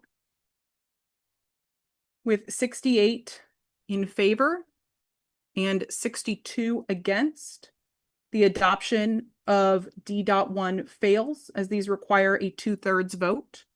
And so D.1 is the eligibility extension for Pantheon Season 2 is not adopted. Okay, the next item is D.2, Hugo eligibility extension for The End. And so we can go ahead and open the vote on the adoption of D.2.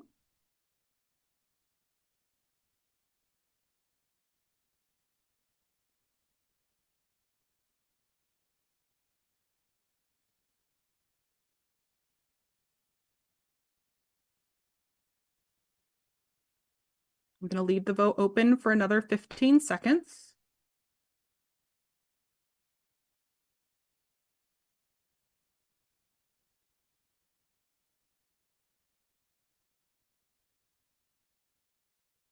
Okay, and we can go ahead and close the vote.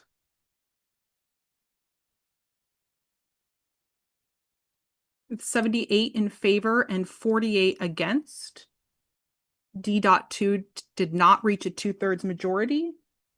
And so the Hugo Award eligibility extension for The End is not adopted.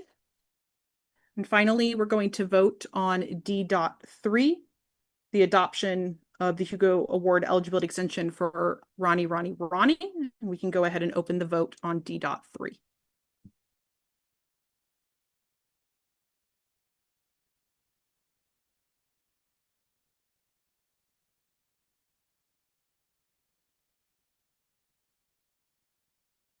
I'm going to leave the vote open for another 15 seconds.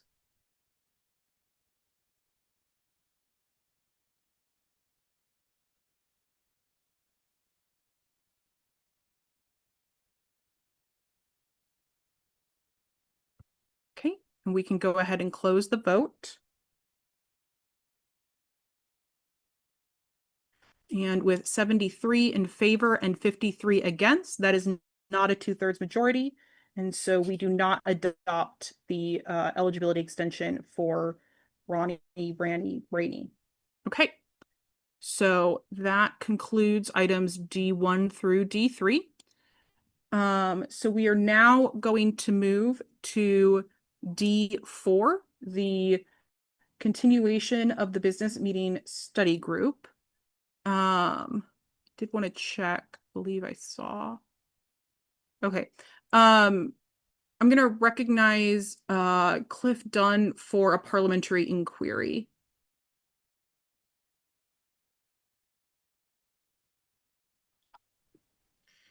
Thank you, Mixed Chair. My parliamentary inquiry on D4/D5, it applies to both, but we're obviously handling it here.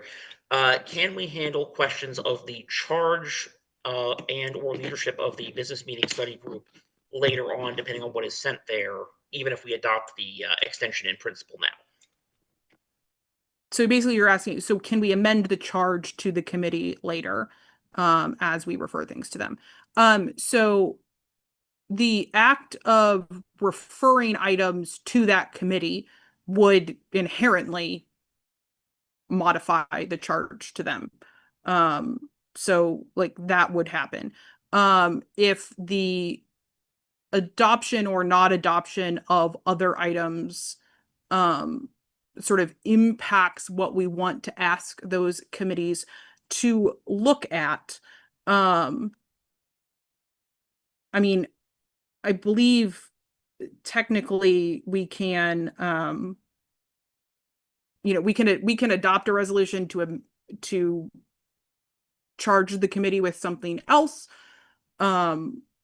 That's certainly allowable. I don't believe there's a specific mechanism to do so that does not require like technically a bit of parliamentary maneuvering, but that also seems like the sort of thing where we could probably ask for unanimous consent of the body, depending on how things are going, because putting something in the committee's charge doesn't require them to handle it one way or another. It just says, we'd like you to look at this, please. So my answer to your inquiry is like, yes, probably, depending on exactly how we choose to handle it. Okay, so we are on to item D.4, continuation of the business meeting study group, which is found on page 21. Debate time at this has been set for 2 minutes. I'm going to go ahead and recognize Kat Corbetti for a speech in favor as one of the makers.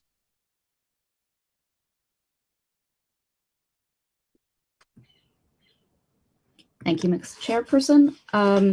As one of the makers of this motion and proposed co-chair of this committee, I believe we need to be reauthorized to continue our work as outlined in the report, which I also helped draft. It took several months of conversation to reach a point of defining our various areas, and some progress was made in each, as can be seen in the report. With the subcommittees in place and a clear area of focus for each, it is quite clear what our tasks are for the following year. I am confused about this charge question. Thank you. Okay, that was a speech in favor. And though you didn't make it an official parliamentary inquiry, I'm just going to try and answer the question I think you have, which is that, if we adopt this resolution with this specific scope, is there a way to, depending on what happens later in the meeting, alter that scope? And to which the answer is that, like, if specific items get referred to the committee, that inherently alters the scope. And we could also, if because of the specific confluence of what gets adopted or not, we feel that we need to change this charge to include a new thing or whatever, we could adopt a resolution to do so. Okay, thank you. That was a speech in favor of D.4. I don't see anybody else wishing to speak on this item. I will give you all a few seconds to see if anybody else wishes to speak on D.4.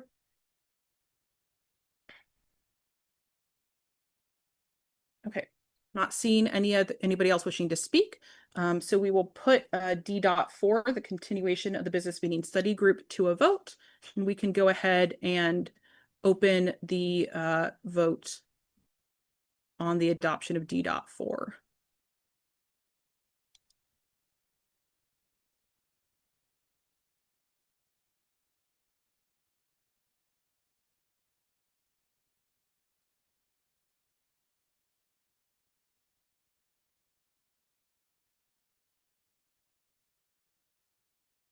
Okay, and we can go ahead and close the poll.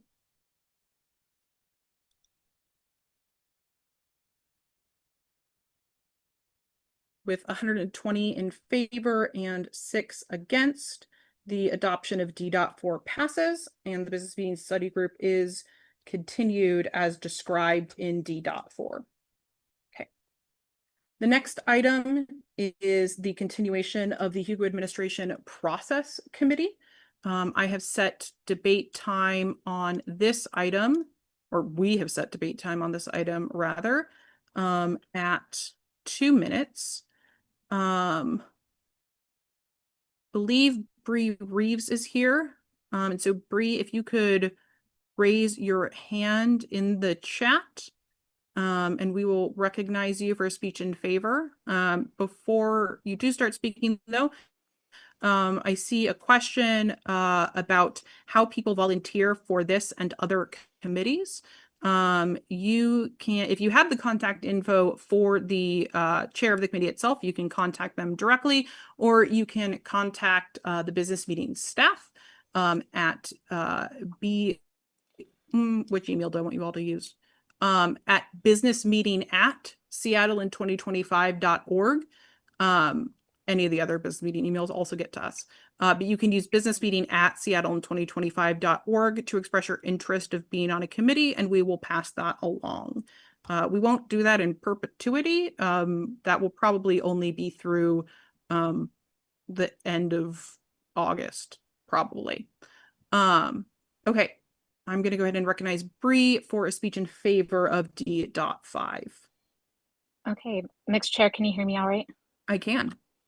Fantastic.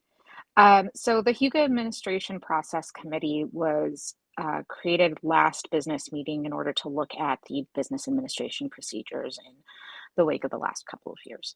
The thing that we found most notably is that there's a real informality in a lot of ways. Some of that is great because it allows flexibility, and some of it is not, because it creates ambiguity. So in addition to a couple of code of ethics suggestions that we have created and that are going to be discussed. Okay, thank you. That was a speech in favor. I don't see anybody else wishing to speak on this. I'm going to give you all a little bit of time to see if there's anybody else wishing to speak.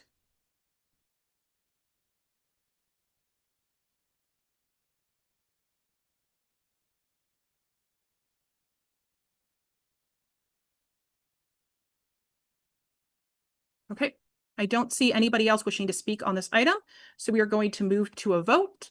So we can go ahead and open the vote on the adoption of D.5, continuation of the Hugo Administration Process Committee.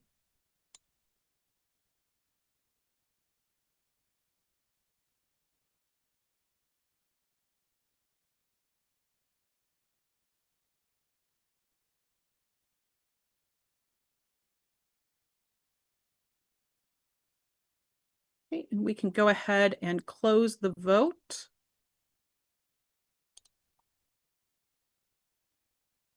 With 117, 17 in favor and 112 against, the adoption of D.5 passes, and the Hugo Administration Process Committee is continued as described in D.5. Okay, the next item that we have is, yes, to be clear, that was 12 against, not 112 against. Apologies if that's what I said. Okay, the next item is D.6, creation of code of ethics, found on page 22 of your agenda. Debate time on this item has been set to 6 minutes. Bree, if you are wishing, you already have your hand raised. Great. Wait, and so I'm going to recognize Bree Reeves for a speech in favor as the chair of the proposing committee. All right, as of right now, how it stands, there is no code of ethics formally adopted by the Hugo Administration Committee, meaning that the administrator doesn't really have a strict set of duties or ethics to adhere to. And we think this is a very easy bridge for us to cross, something for us that we can actively solve that will help prevent some of the issues that have been going on in the last few years. Okay, thank you. That was a speech in favor of this resolution. Hold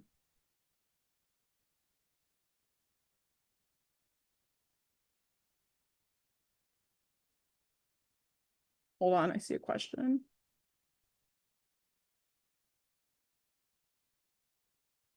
Yeah, so where it says, I can't believe we didn't catch this before, where it says to bring to the 2025 business meeting a code of ethics, we're going to take it as an editorial correction that means the 2026 meeting should have a code of ethics, unless Bree tells me that that was not their intention and they meant for somebody to present something later at this meeting. Since Bree's not raising her hand to speak, I'm going to take that as yes, that should be 2026. So that's an editorial correction. We don't need to vote on that. Let's see.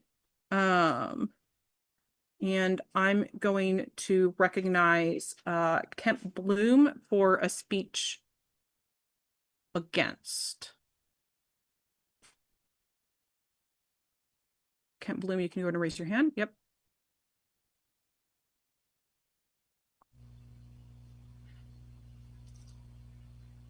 Mixed Chairperson. Yep. I would like to ask a question and make a comment. First, I don't know who the administrative officers of WSFS are. As far as I know, there are none. the Hugo Administration Committee belongs to the Worldcon, which is not controlled by the business meeting. And we've gotten completely carried away with this attempt to micromanage Worldcons from the business meeting, especially given the fact that if they ignore us, we can't do anything about it. So I think this is a really silly thing to do. So I yield.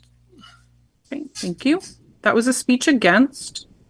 I do have a parliamentary inquiry about how this interacts with Rule 7.7. So to be clear, so Rule 7.7 is about when a proposal is referred to committee. When we say, instead of voting on this item at this meeting, we would like a committee to go take a look at it and figure out how to what should happen. This resolution creates a committee with a specific task.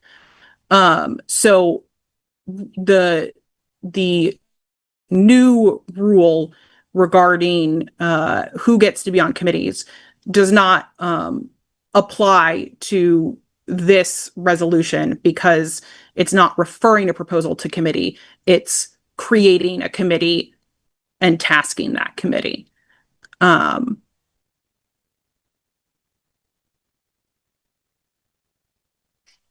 If that does not answer the speaker's question, you can go ahead and raise your hand in the Zoom to indicate that you need to be requested or recognized for a further inquiry.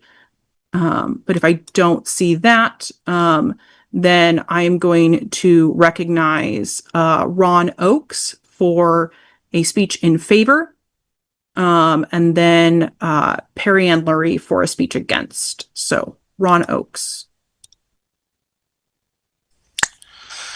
Okay, I am strongly in favor of this. We have had a situation where the assumed ethics of the science fiction fandom community were violated. Prior to this, I witnessed a former Hugo administrator regularly joking about fixing the Hugo Awards and then turned around and fixed the Hugo Awards. And without a code of ethics, which most organizations have, we had to resort to all sorts of awkward and other things to kind of backwards go in and say, hey, there was a violation here. There is nothing saying that WSFS cannot create a code of ethics and say this is the code of ethics that applies to key positions of the committees that the unincorporated society is chartering.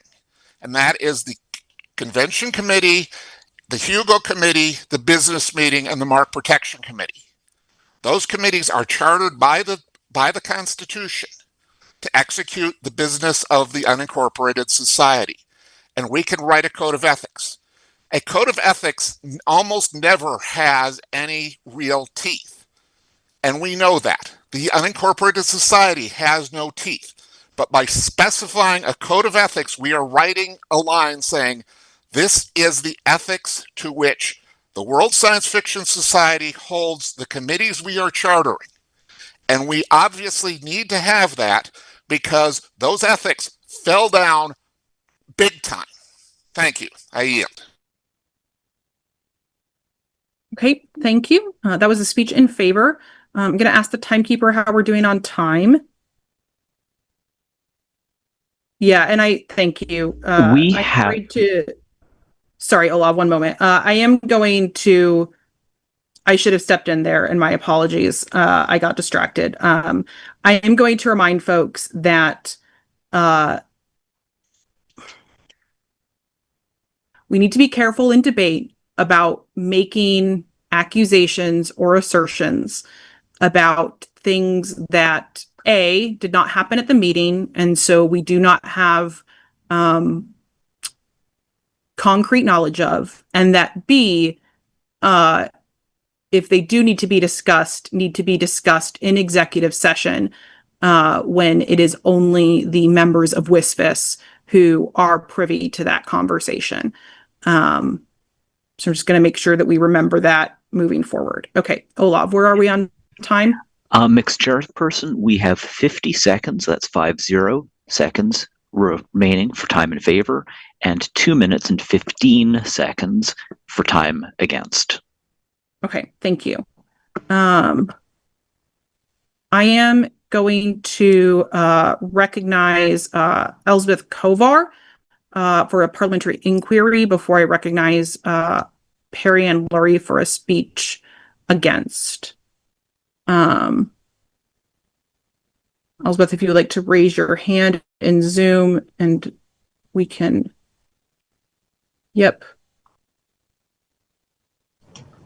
Unfortunately, we've actually gotten past what I was going to ask as a parliamentary, so I sent in something different because I couldn't figure out how to cancel my request. Okay. So you no longer have a parliamentary inquiry? No, okay. I just, Thank you. Okay. So I'm going to recognize Perry Ann Lurie for a speech against. And then I'm going to recognize Farah Mendelson for a speech in favor. While I'm not opposed to creating a code of ethics, I'm not sure that we have the expertise to be able to do that properly. And we may need to reach out to people who are experts in writing codes of ethics to help draft this. And I see nothing of that in this charge to this committee. Okay, thank you. I'm going to recognize Farah for a speech in favor of this motion. And then I will be recognizing Cliff Dunn after that. My experience is that when you're actually concerned about something going wrong, it's a lot easier to raise concerns if you have a process to follow and a code to check. Okay. Thank you. That was a speech in favor. I'm going to recognize Cliff Dunn.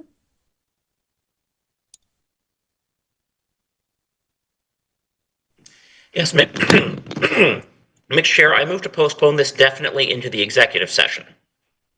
Okay. Is there a second for that motion? So the motion is to postpone this definitely. Okay, I do see a second. Thank you. So the motion is to postpone the consideration of D.6 until we are in executive session, which we expect to be at the beginning of the next meeting. But if the timing changes, then the timing of when this is postponed to would change. Okay. It has been seconded.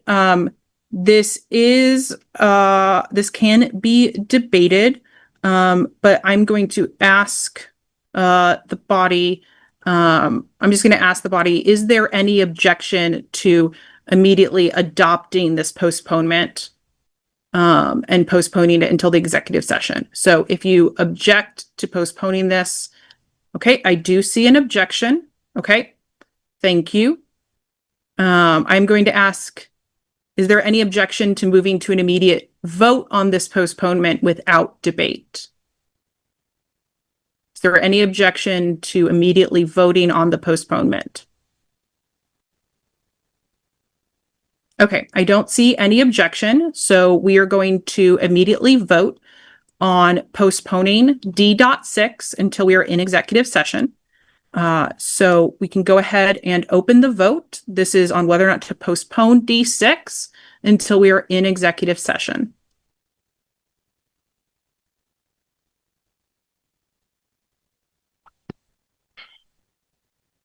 And this requires a majority vote if I didn't say that. Okay, I'm going to leave the vote open for another 15 seconds.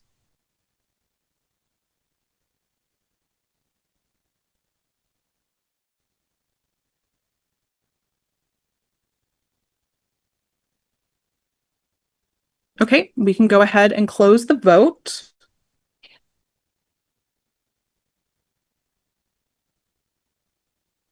With 71 in favor and 62 against, this is postponed until we are in executive session. So we will take up this item when we are in executive session, which we expect to be at the beginning of the next meeting. Before somebody asks, I don't know exactly when in the executive session we will take it up. I'll figure that out. And part of what I'm doing is we're going to be posting recaps after each meeting of sort of what was handled and what's coming up next. And so I will make sure that that information is in that recap. And as always, you all can choose to take things up at a different time, doing something similar to what we just did, in fact. Okay, so D6 is postponed until we are in executive session. So we are going to move to we're going to move to item D7, clarifying electronic signatures, which can be found on page 23 of your agenda. Debate time on this item has been set to 2 minutes.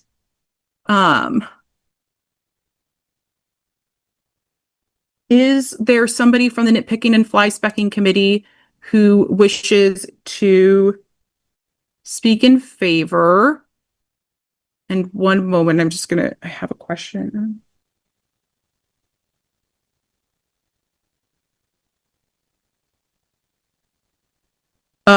So there's a question. So in the resolution itself, it should say to clarify the meaning of section 4.4.2, not to clarity. That's a editorial change, and we will take that correction. I do not see anyone wishing to speak in favor or against D7. I'm going to give you all about 10 more seconds to submit any requests to speak. If there aren't any, we'll move to a vote.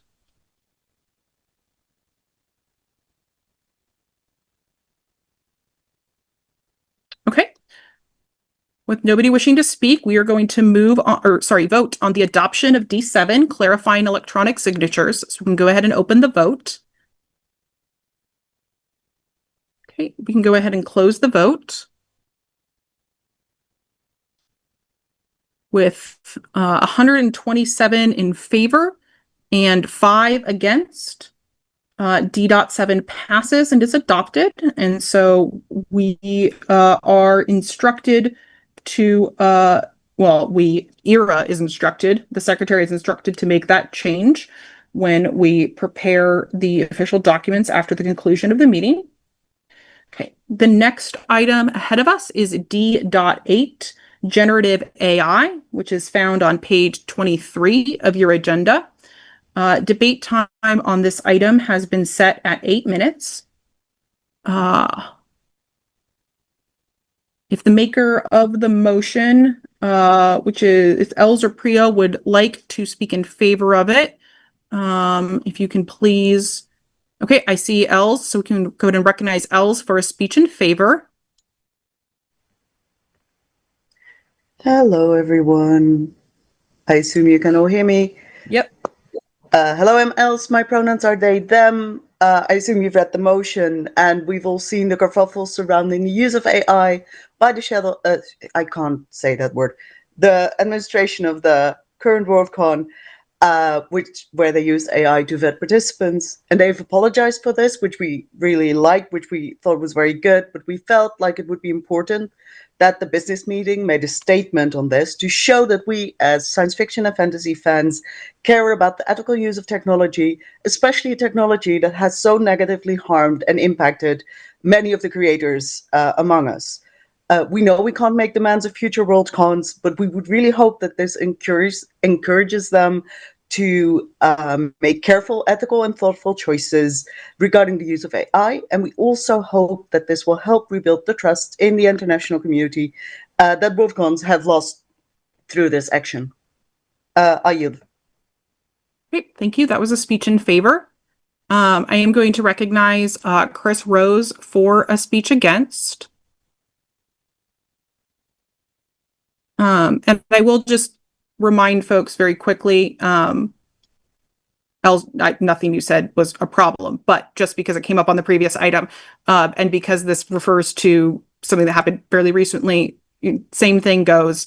Debate needs to be civil. We're not allowed to cast aspersions on other folks as part of the debate on this. Okay, I'm going to recognize Chris Rose for a speech against. Thank you, Mr. Chair. I'm going to hopefully be relatively brief. I'm against this motion for several reasons. First, I don't think that it has any capability to have teeth. There's no actual substantive change to a Worldcon's behavior that can be generated by this motion. Second, I think that the scope of large language model technology is actually in nearly everybody's day-to-day life at this point. And while I agree that the building of the models that were originally formed into ChatGPT were unethical and definitely harmed the artists and authors who created the content that is in them, I don't think that making a broad statement about all future use of the technology is something that the business meeting should do, regardless of the current state of this space. I yield. Thank you. That was a speech against. I do not see any. Do you have the high priority item?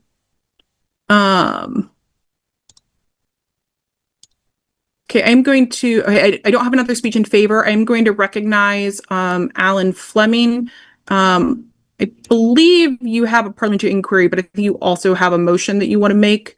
But you were next for both things. So, Alan Fleming, I'm going to go ahead and recognize for a motion, and then if you have a parliamentary inquiry as well, you can also make that. With the, if it is all right with the chair, I would like to do the parliamentary inquiry first.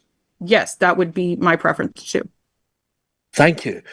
I am looking at the language of this, and I do not see that the language of this is directive of WSFS.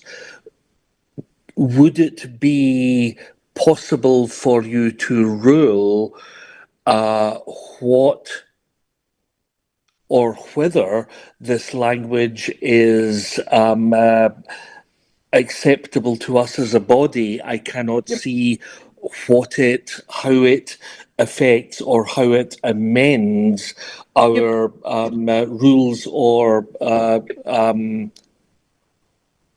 Yep, thank you. Okay, so so that was actually, I'm taking that as a point of order, that the resolution is not in order because it doesn't directly amend anything. And I'm ruling that it is in order. So we do adopt resolutions sometimes that do not.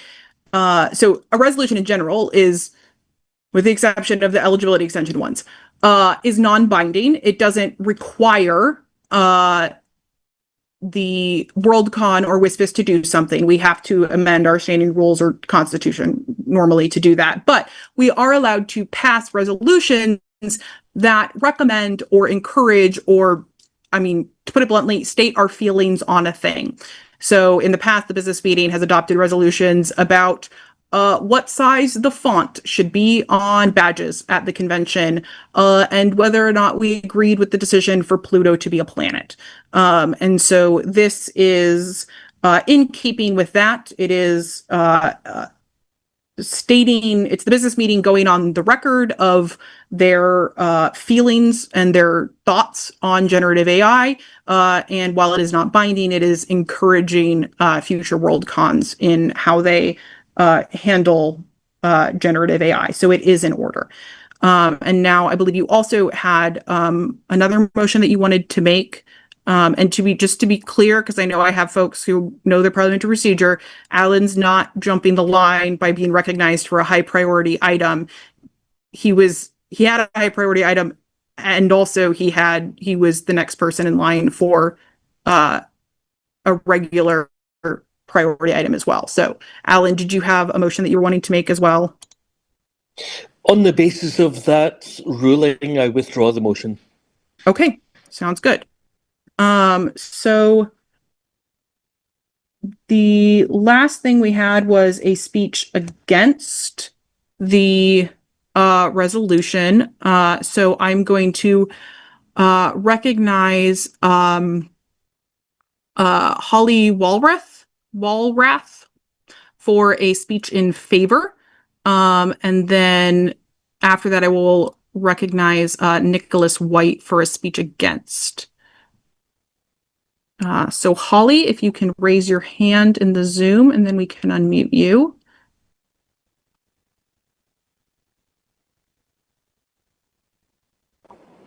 Hi, can you hear me? Yep. Okay, great. Sorry, my video is not going to work. Yeah, I want to speak in favor of this.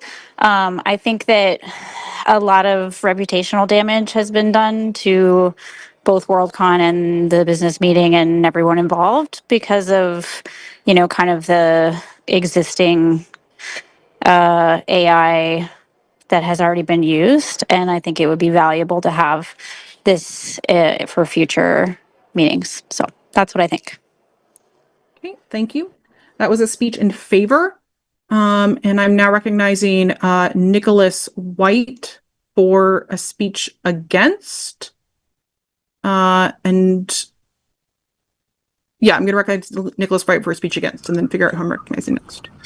Thank you very much, Mixed Chairperson. Not to go on about this at great length, I mean, I'm completely aligned with this resolution. I resigned from this year's Worldcon committee over precisely this issue.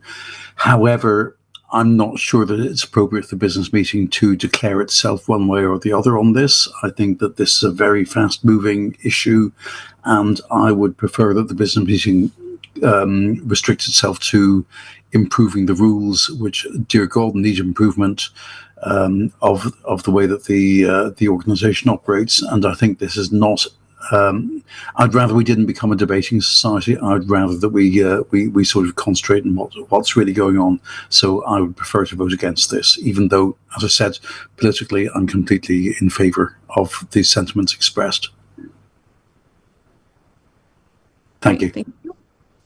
That was a speech against. Okay, I'm going to recognize Kayla Allen for an amendment.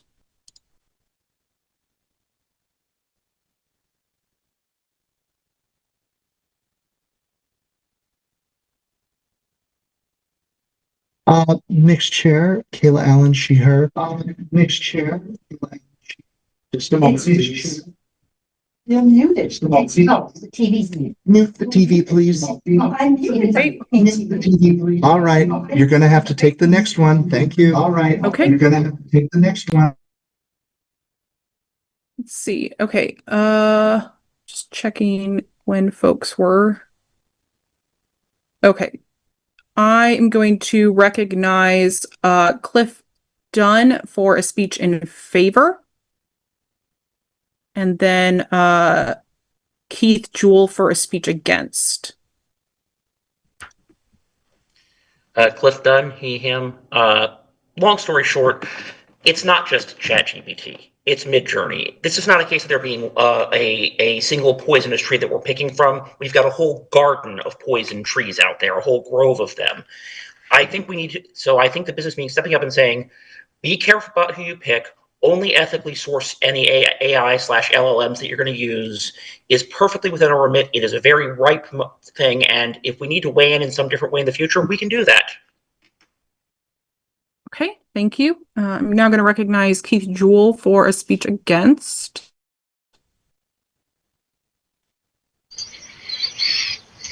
I'm going to parallel a lot of what Nicholas White said. I am politically opposed to the piracy and just general nature of the way LLMs have been trained. However, I believe that if WSFIS wants to get into the territory of making specific technical requirements on the organizers of the Worldcon, those requirements themselves should be specific, documented, and discussed. And I don't believe this does that. Okay, thank you. That was a speech against. Timekeeper, how are we doing? We have exactly 1 minute left for and against. Well done, you all, and splitting things up perfectly. Okay, I am going to recognize Kayla Allen again for an amendment. Thank you, Mixed Chair. We did get the external speaker muted. Mixed Chair, the section of the motion that's all the sections that begin with the word whereas are known as a preamble. I believe that preambles weaken resolutions. There are people here who might be prepared to accept the resolution portions, but find the whereases to be potentially negative to the whole proposal. I therefore move to strike the entire preamble from the motion, and therefore, if it passes, we would consider only the resolved clauses. I'm going to ask, and that's my speech if it's seconded, okay? Right. Before I restate the motion, I'm going to ask, so the first, be it resolves, says these creatives, referring to the last whereas. So can I suggest that your motion be to strike the whereases and to also, where it says these creatives, change it to say honor the work of creatives whose work or whose work has been, oh, nope, this got more complicated than I thought because of English. Okay, I don't have a perfect solution, so I'm just going to take the amendment as it is. Sorry. So I am, just to be really clear, I think those were seconds, but I'm just going to ask again if there's a second. Please raise your hand in the Zoom. Okay, I do see seconds. Thank you. I always want to be sure that I'm not counting something as a second that wasn't. Okay, so it has been moved and seconded to strike the whereases from the resolution. We have, how much time did that speech take, Olaf? 30 seconds. Okay, so we have a total of 1:30 remaining. And so that time will be split evenly on each side for the amendment. And so if we can go ahead and open up the second order speaking pool. If there is anyone wishing to speak on the amendment, we've had a speech in favor. And okay, I'm going to recognize Chris Rose for a speech against. So to be clear, the item ahead of us is the Allen Amendment to D8, which would strike all of the whereases. And so I'm recognizing Chris Rose for a speech against the Allen Amendment. Thank you, Mixed Chair. I would like to not strike this content because I think we should vote on the expressed intent of the resolution as it's stated, as opposed to a watered down version that is attempting to be the least offensive possible. Thank you. I yield. All right, thank you. That was a speech against. I do see a parliamentary inquiry about second amendments. Per our rules, second amendments are not in order, although we can always choose to suspend the rules and do that if we want to. Hold on, I'm trying to review.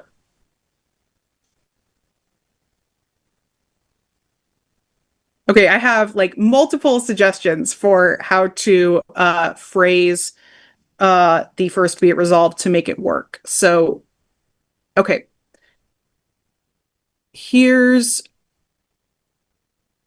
Okay, so from L's, so I'm going to state this, and then I'm going to ask for unanimous consent of the body to incorporate this change into the Allen Amendment. So in the first be it resolved to strike these creatives and have it say instead the creatives in the science fiction and fantasy community, comma,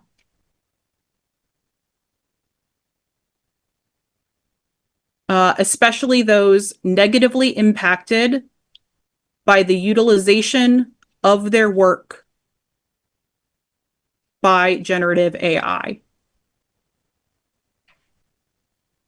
Of their work, yep, by generative AI. Okay.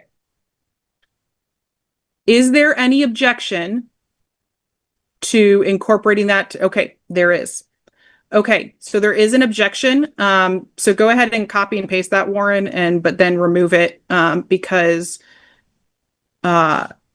second order amendments are not in order. And so unless somebody submits something indicating that they wish to suspend the rules and do a second order amendment, that would not be in order. Okay, I am going to recognize Cliff Dunn for a motion. I sincerely thought I was already done for today. Mixed Chair, I move to refer this to a committee to report back at the next legislative day to resolve this to propose language to fix this. Okay, the motion has been made to refer D.8 to a committee that would report back at the next session. So that would be the July 13th session. I do see a second. If anybody wishes to speak on the motion to refer, please go ahead and submit that now. Moderators, this would be the third order speaking pool. So the item before us is the motion to refer D8 and the Allen Amendment to D8 to a committee to report back to the next session. Per 7.7, whatever it was. Yeah, the new 7.7.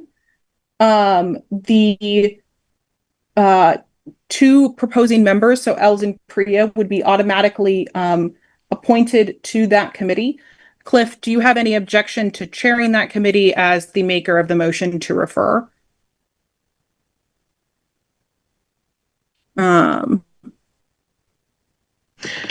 Thanks. I'm willing to chair that. Could I please, since I know several folks sent in language, I'd like a list of those folks so that we can start firing emails back and forth as quickly as possible. Yep, we will get that to you after the meeting's over. But yep, we will get that to you. Okay, so the motion would be, the committee would be comprised of Cliff as the chair, Els and Priya, and anybody else that the chair appoints. And we will get you the list of folks who had suggested wording if this passes. Anybody else wishing to be on the committee if it passes, I would say just probably put something in the on topic channel of the Discord so that folks can get started on that. Okay, so the item ahead of us is the motion to refer to committee. Olav, how much time do we have remaining in total? In total for the full motion? Yeah, how much time is left on D8 in its entirety? Total of 55 seconds. Okay.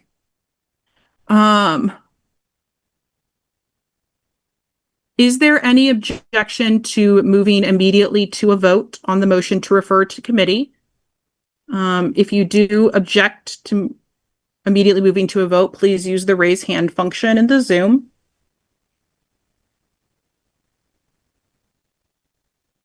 Okay, I do not see any objection, so we are going to move immediately to a vote. So to be clear, the item ahead of us is the motion to refer, the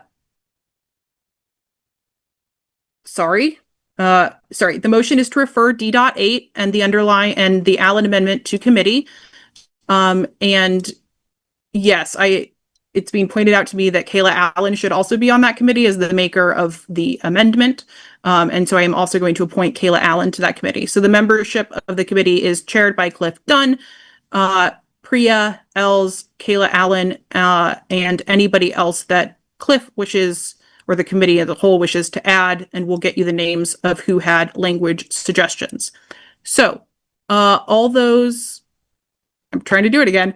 We can go ahead and open the vote on referring D8 and the Allen amendment to committee. Okay, we can go ahead and close the vote. So with 89 in favor and 36 against, this is referred to committee to report back at the next session. Okay, so it is 2:30 and we have gotten through, for definitions of that, the standing rules and resolutions. As you can tell, we did not have time to tackle the agenda setting for the new constitutional amendments. I'm going to determine what, if any, process we will use for those and make a decision and inform folks. I'm not entirely sure, to be honest, because we want to respect the meeting's time and not take up time on processes that aren't useful, but we also want to try to know what's ahead of us. So the next meeting is going to begin with the report from the investigation committee, and will be in an executive session. We will be taking up C5, D6, and D9 through 12, not necessarily in that order. And then after the executive session, we will move on to possibly some sort of agenda setting. Once again, I'll make a decision on that and make sure that it gets announced. And always, as always, you all have the ability to change course on those sorts of things if you think I've made the wrong decision. But then the next item would be ratifications of business passed on. As a reminder, if you were nominated for the MPC, and we will get that list in the Discord as well, if it isn't already, you can email bm-candidate@seattlein2025.org to give us your consent to nomination. And you can also send us a brief statement of no more than 300 words that we will post in the Discord about why you would like to be on the MPC. At this time, or very soon, we are going to enable the minutes from the executive session in 2024 and the full report from the investigation committee to be available in the documents tab. These items, because of the confidentiality involved, are not available for download. They are viewable only within the Lumi platform. The Lumi platform is going to remain open over the next week for folks to be able to log in and view those documents. We will be closed from a time that I have noted. There we go.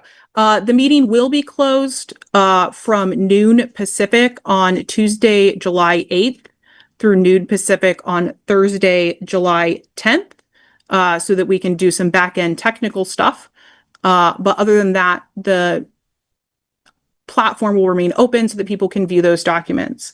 I will just remind everyone that the contents of those documents and the executive session is confidential only to WSFS members. So please do not share that information or what happens in the executive session with folks who are not WSFS members. But anyone who is a WSFS member is it's not confidential to folks who are WSFS members. That's what I was trying to say. Okay, I believe that is all the announcements I have. I'm now going to see if there's anybody on my team who is going to jump in and tell me I forgot a thing. Okay, none of my staff are telling me that I've screwed up.